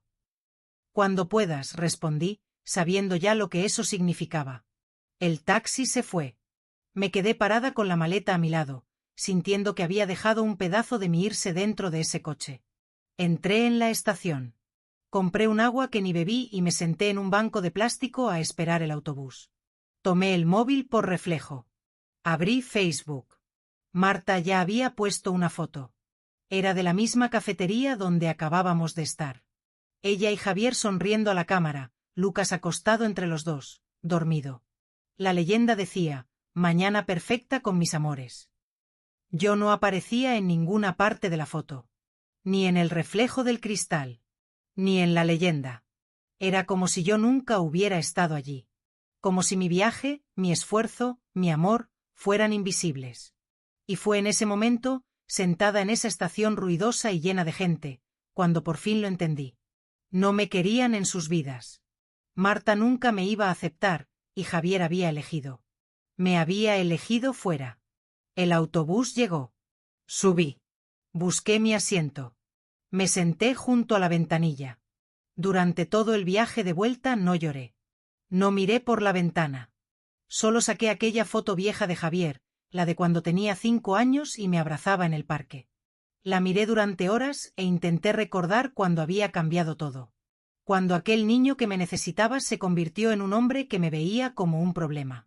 Cuando su amor había sido sustituido por obligación. Cuando dejé de importar. Llegué a Sevilla de madrugada. El sol apenas comenzaba a salir. Tomé un taxi a mi casa. Cuando entré, todo estaba exactamente como lo había dejado. Silencioso. Vacío. Dejé mi maleta en el suelo. Colgué mi bolso de piel en la puerta. Y me senté en la mesa de la cocina. La misma mesa donde Javier y yo habíamos compartido tantas comidas, tantas conversaciones, tantos momentos. Hice un café, aunque no tenía hambre. Solo necesitaba hacer algo con las manos. Y fue allí, sentada en esa cocina familiar, tomando café amargo, cuando mi vida cambió para siempre. Mi teléfono sonó.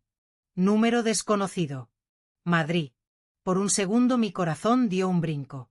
Quizás era Javier. Quizás se arrepintió. Quizás iba a pedir perdón. Contesté. Diga. No era la voz de mi hijo. Era una voz de mujer. Profesional. Fría. ¿Señora Lucía Ortega? Sí, soy yo. Buenas tardes. Llamamos del Hospital Universitario de Madrid, Departamento de Facturación y Cobranza. Ah. Mi sangre se heló. Sí. Tenemos un saldo pendiente en la cuenta del parto de la señora Marta Torres, su nuera. Cerré los ojos. El seguro médico cubrió la mayor parte de los gastos, pero ha quedado un saldo pendiente de 10.000 euros. 10.000 euros, por concepto de habitación privada, medicamentos especiales y algunos procedimientos adicionales que se realizaron durante el parto. 10.000 euros. Su hijo, el señor Javier Ortega, nos facilitó su número como contacto de emergencia para asuntos de pago. Contacto de emergencia para asuntos de pago. No me había llamado en 3 semanas. No me había dejado estar presente cuando nació mi nieto. Me había dado 2 horas de visita, 5 minutos abrazando a Lucas. Pero había dado mi número al hospital para que yo pagara sus deudas. Señora Ortega, ¿me está escuchando? Mi corazón latía despacio. Muy despacio. Pensé en todo. En los años limpiando suelos de madrugada para pagar su universidad. En las noches sin dormir cuando estaba enfermo. En el negocio que vendí para que pudiera estudiar. En cada sacrificio, en cada lágrima, en cada momento en que puse su bienestar antes que el mío. Pensé en cómo me había tratado. En cómo me había apartado. En cómo me había humillado una y otra vez. Y pensé en esta última humillación, dar mi número al hospital como si yo fuera un cajero automático. Como si mi único valor fuera financiero. Señora, ¿puede realizar el depósito esta semana? Respiré hondo. Muy hondo. Y sentí como algo dentro de mí se rompía. Por fin. No para el dolor. Para la claridad. Para la liberación. Señora, necesitamos una respuesta. Si no logramos resolver esto pronto, tendremos que iniciar un proceso legal que podría afectar el historial crediticio de su hijo. Mi voz salió tranquila cuando hablé. Más tranquila de lo que me sentía. Más firme. Clara. Final. No tengo familia en Madrid. Hubo un silencio del otro lado de la línea. ¿Perdón? No tengo familia en Madrid. Debe haber un error. Yo no tengo ningún hijo llamado Javier Ortega. Pero, señora, aquí en nuestros registros dice claramente que usted es la madre del paciente Javier Ortega y que... Hay un error en sus registros, señora. No puede haber un error. Su hijo personalmente nos dio su información como contacto. Mi hijo, interrumpí con una voz que no reconocí como mía, se ha equivocado. Yo no tengo ningún hijo llamado Javier Ortega. No tengo familia en Madrid. No tengo ninguna relación con la cuenta que están cobrando. Buenos días. Y colgué. Dejé el teléfono sobre la mesa. Mis manos temblaban violentamente. Mi corazón latía tan fuerte que lo sentía en mis oídos. Pero por primera vez en años, sentí algo que había olvidado que existía. Sentí poder. Sentí control. Sentí que había recuperado algo de mí misma. Porque por primera vez en mi vida, le había dicho no a mi hijo. Y el cielo no se cayó. El mundo no se acabó. Yo seguía aquí, respirando, existiendo. Escogiéndome a mí. Pasaron 3 días antes de que Javier reaccionara. 3 días de silencio absoluto, durante los cuales mi teléfono no sonó ni una sola vez. Yo tampoco le llamé. Después de esa llamada del hospital, lo dejé sobre la mesa de la cocina, apagado, como un recordatorio de la decisión que había tomado. Rosa vino a verme el segundo día. ¿Hablaste con Javier? No. Llamará, supongo, cuando el hospital le diga que no voy a pagar. ¿Y qué vas a hacer cuando llame? No sé. Pero lo sabía. Simplemente no quería decirlo en voz alta todavía. Al tercer día, Encendí mi teléfono. 27 llamadas perdidas. Todas de Javier. 15 mensajes de texto, escalando de la urgencia a la desesperación, a la rabia. Primer mensaje: mamá, necesito hablar contigo. Es urgente. Llámame, por favor. Tercer mensaje: mamá, el hospital dice que no vas a pagar. ¿Qué está pasando? Llámame. Séptimo mensaje: mamá, esto es serio. Necesito que me llames ahora. Décimo mensaje: no puedo creer que me hagas esto. Llámame. Mensaje final: Marta tenía razón sobre ti. Siempre fuiste así. Egoísta. Egoísta. Leí esa palabra una y otra vez. ¿Yo? La mujer que había trabajado doble turno durante años, la que vendió el negocio del marido muerto para pagar una universidad, la que limpió suelos oliendo a lejía para que su hijo tuviera un futuro mejor. ¿Egoísta? También había 2 mensajes de voz. Escuché el primero. Era urgencia pura.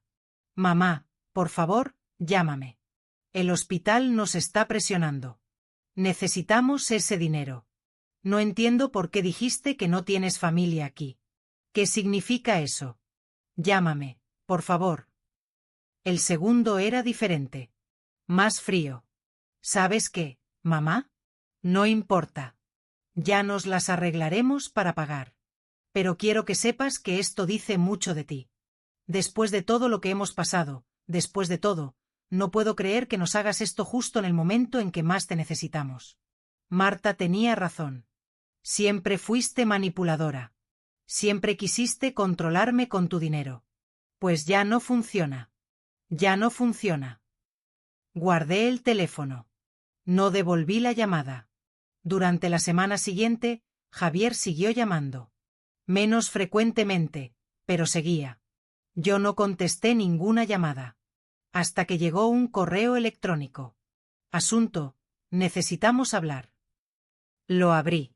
Lo leí despacio. Mamá, no entiendo lo que está pasando. No entiendo por qué no contestas mis llamadas. No entiendo por qué le dijiste al hospital que no tienes familia aquí. ¿Sabes lo que nos hiciste? Marta lloró. Lloró porque se sintió humillada cuando el hospital la llamó para cobrarle directamente. Acabamos de tener un bebé. Estamos intentando adaptarnos a esta nueva vida y tú nos haces esto. Papá siempre decía que la familia se apoya en los momentos difíciles, que se cuenta con la familia.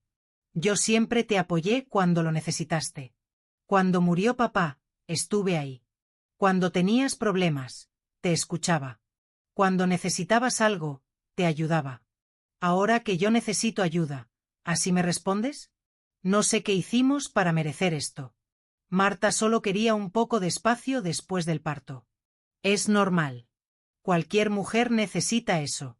Y tú te lo tomas personal. El hospital nos está amenazando con acciones legales. Puede afectar nuestro crédito. Todo porque tú decidiste hacerte la víctima y decir que no tienes familia. Espero que recapacites. Espero que pienses en Lucas, en tu nieto. Esto no se trata de ti o de mí. Se trata de él. Si no quieres apoyarnos, está bien. Pero al menos ten la decencia de decírmelo a la cara en lugar de ignorarme. Javier. Leí el correo 3 veces. Cada palabra estaba diseñada para culparme. Para hacerme sentir egoísta, mala, equivocada. Y funcionó. Por unos minutos funcionó. Pensé, tiene razón. Está pasando por un momento difícil. Acaba de ser padre. Necesita ayuda. Pensé, quizás fui demasiado dura. Quizás exageré. Pensé, debería llamarle, disculparme, arreglar esto. Pero entonces releí una parte: yo siempre te apoyé cuando lo necesitaste. ¿Cuándo? ¿Cuándo me apoyó? Cuando murió su padre, yo fui quien lo consoló. Yo fui quien sostuvo a esta familia. Yo fui quien vendió el negocio y trabajó hasta el agotamiento para que él pudiera seguir estudiando. ¿Dónde estaba su apoyo los últimos 2 años, cuando me sentía sola, cuando lo extrañaba, cuando solo necesitaba escuchar su voz? ¿Dónde estaba cuando me apartaron del nacimiento de mi nieto? ¿Dónde estaba cuando me dieron 2 horas de visita después de 9 horas de viaje? ¿Dónde estaba cuando Marta me trató como a una extraña? No hubo apoyo. Solo excusas. Y ahora, cuando por fin puse un límite, ¿yo era la mala? Contesté el correo. Escribí y borré el mensaje 100 veces. Quería gritar. Explicar. Hacerle ver cuánto daño me había hecho. Pero al final, escribí esto. Javier. Tienes razón en una cosa. Tu padre siempre decía que la familia se apoya. Pero también decía que la familia se respeta. Que la familia se cuida. Que la familia no se aparta cuando más se le necesita. Durante meses te pedí estar cerca. Te pedí conocer a mi nieto. Te pedí ser parte de tu vida. Y tú me dijiste que era invasiva, que era un problema, que necesitabas paz en tu casa. Viajé 9 horas para conocer a Lucas. Me diste 2 horas. Me dejaste abrazarlo 5 minutos, y luego me echaste como si fuera un estorbo. Nunca me llamaste para incluirme en nada. Después de echarme, lo que me quedó fueron las fotos en Facebook, viendo a la otra abuela vivir todo lo que yo soñé vivir. Nunca me incluiste en nada. Solo cuando necesitaste dinero. No voy a pagar esa factura, Javier. No porque no te quiera. No porque no me importe Lucas. Sino porque no puedo seguir permitiendo que me trates como si solo importara cuando te conviene. Soy tu madre. Merezco respeto. Merezco estar presente. Merezco más que ser un contacto de emergencia para cobros. Espero que encontréis la forma de resolver vuestra situación. De verdad que sí. Pero no será a costa de mi dignidad. Si algún día decides que quieres tener una relación real conmigo, una donde yo también importe, estaré aquí. Hasta entonces, te deseo lo mejor. Mamá. Envié el correo antes de arrepentirme. Y luego apagué mi ordenador. La respuesta llegó 2 horas después. No la leí hasta el día siguiente. No puedo creer que seas tan egoísta. Marta tenía razón sobre ti desde el principio. Adiós. Eso fue todo. Ninguna reflexión. Ningún intento de comprender. Ninguna disculpa. Solo, Marta tenía razón y adiós.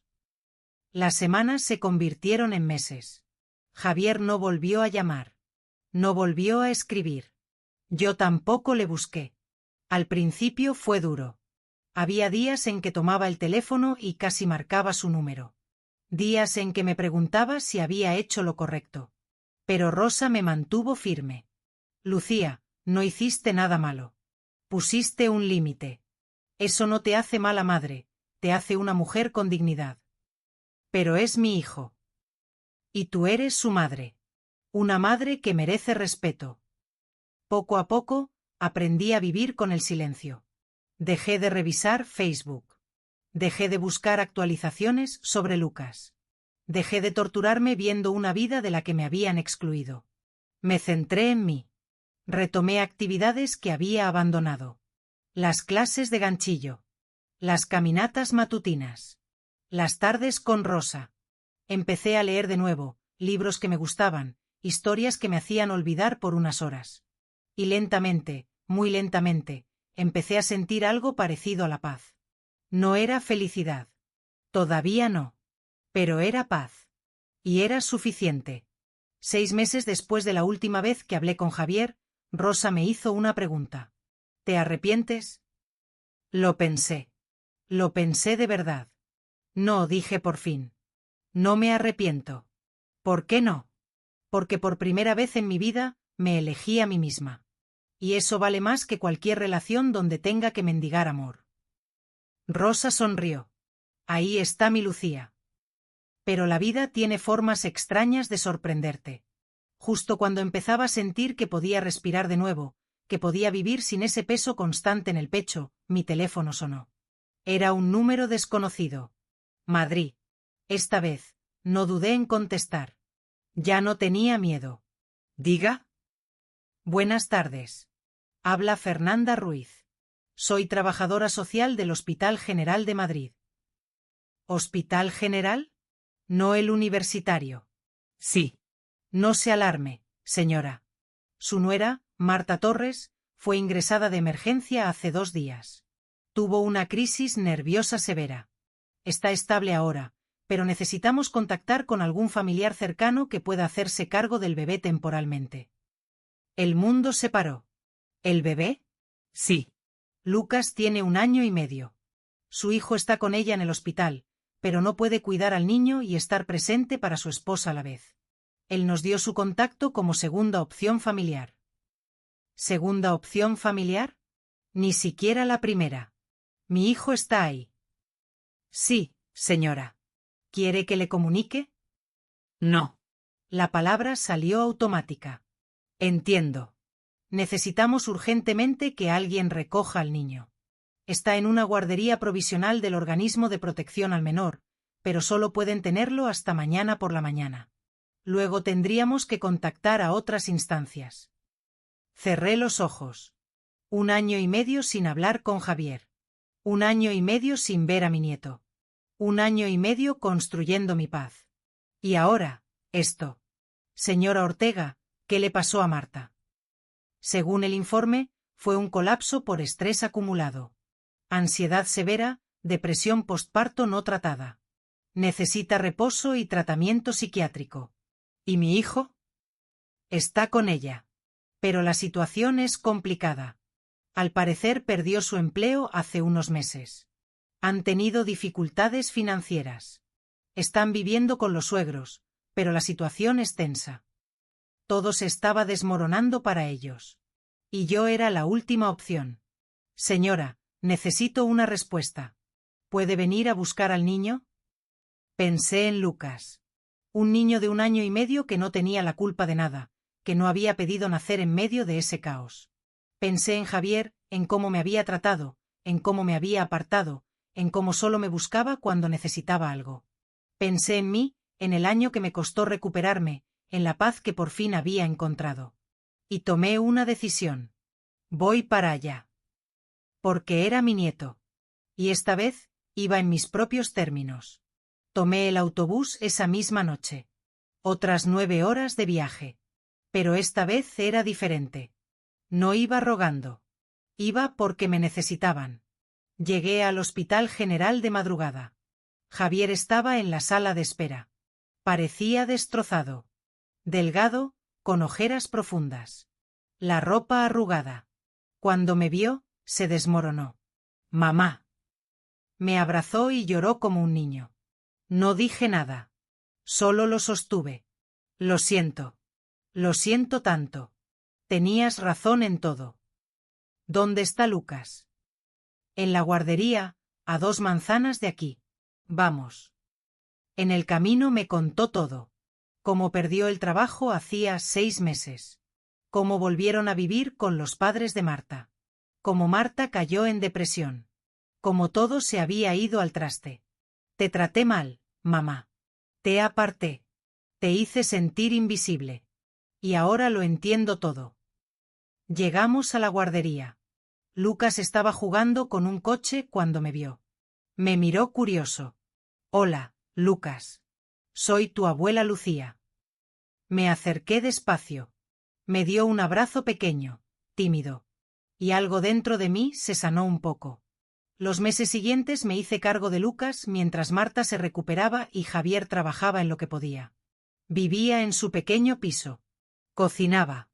Limpiaba. Criaba a mi nieto. Marta salió del hospital 2 semanas después. Cuando me vio, lloró. Perdóname. Tenía tanto miedo. Miedo de no ser suficiente. Miedo de que me juzgaras, como mi madre siempre me juzgó. Y te hice daño. Ya pasó. No pasó. Pero quiero arreglarlo, si me das la oportunidad. Le di la oportunidad. No fue fácil. Hubo conversaciones difíciles. Lágrimas. Límites que puse y que respetaron. Pero lentamente, construimos algo nuevo. No perfecto, pero real. Javier aprendió que un matrimonio no se construye apartando a tu familia. Marta aprendió que sus miedos casi lo destruyen todo. Y yo aprendí que mi valor no dependía de cuánto me necesitaran, sino de cuánto me respetaran. La vida tiene formas extrañas de hacer justicia. Javier, que me apartó pensando que construía un matrimonio perfecto, casi lo pierde todo. Perdió el empleo, el piso, el orgullo, y en el proceso, aprendió que alejar a quien te ama incondicionalmente solo te deja más solo. Marta, que me vio como una amenaza, colapsó bajo el peso de su propia soberbia, descubriendo que ser perfecta no era posible, que necesitaba ayuda, y que la ayuda que rechazó era la que más necesitaba. Y yo, que fui tratada como invisible, me convertí en quien lo sostuvo todo cuando se desmoronó. No por venganza. Por elección. Los años siguientes lo cambiaron todo. Javier consiguió trabajo estable. Marta siguió en terapia. Yo visitaba más a menudo, pero siempre respetando límites. Lucas creció sabiendo que tenía una abuela que lo amaba, pero que también se respetaba a sí misma. Un día, Marta me dijo, mi madre nunca fue cariñosa. Juré que nadie lastimaría a Lucas como ella me lastimó. Pero en el proceso, te hice daño a ti. Gracias por no rendirte con nosotros. Javier, en el aniversario de aquel día en el hospital, me llamó, mamá, aquel día que dijiste, no tengo familia aquí, me destrozó. Pero también me despertó. Fue lo mejor que pudiste haber hecho. La justicia no vino como venganza. Vino como lecciones. La vida cobró sus deudas. Javier aprendió que el respeto se construye, no se exige. Marta aprendió que el orgullo destruye. Y yo aprendí que soltar con dignidad es más poderoso que aferrarse sin ella. Han pasado 3 años. Lucas tiene 4 años y medio. Corre hacia mí gritando, abuela Lucía, cada vez que llego. Ya no mendigo abrazos. Ya no soy la segunda opción. Soy la abuela. Y es suficiente. Javier y yo hablamos todas las semanas. Conversaciones reales. Marta y yo no somos mejores amigas, pero hay respeto. Y eso vale más que cualquier abrazo fingido. El mes pasado, en el festival del colegio de Lucas, él me buscó con la mirada entre el público y sonrió. Corrió hacia mí después y me dijo, te quiero, abuela. En ese momento, rodeada de otras familias, sentí que pertenecía. No porque lo rogué, sino porque me gané ese lugar. Hoy, a mis 61 años, soy feliz. No porque todo sea perfecto, sino porque mi felicidad no depende de nadie más. Tengo a mi nieto. Tengo a mi hijo. Tengo una relación honesta. Pero por encima de todo, me tengo a mí misma. Y eso es lo más valioso. Si estás escuchando esto, quiero que sepas, está bien poner límites. Está bien decir no. Está bien alejarte de quien no te valora, incluso si es familia. Porque amar no significa aguantar todo. También significa respetarse a una misma. Durante años pensé que ser buena madre era estar siempre disponible. Pero aprendí que también es enseñar con el ejemplo que nadie, ni tu propio hijo, tiene derecho a tratarte como si no importaras. Algunos finales no son felices. Son simplemente justos. Gracias por escucharme hasta el final. Ahora, si te ha gustado esta historia, no olvides suscribirte y activar la campanita para no perderte ningún vídeo nuevo. Si llegaste hasta el final, comenta desde dónde escuchaste mi historia. Gracias y hasta el próximo encuentro.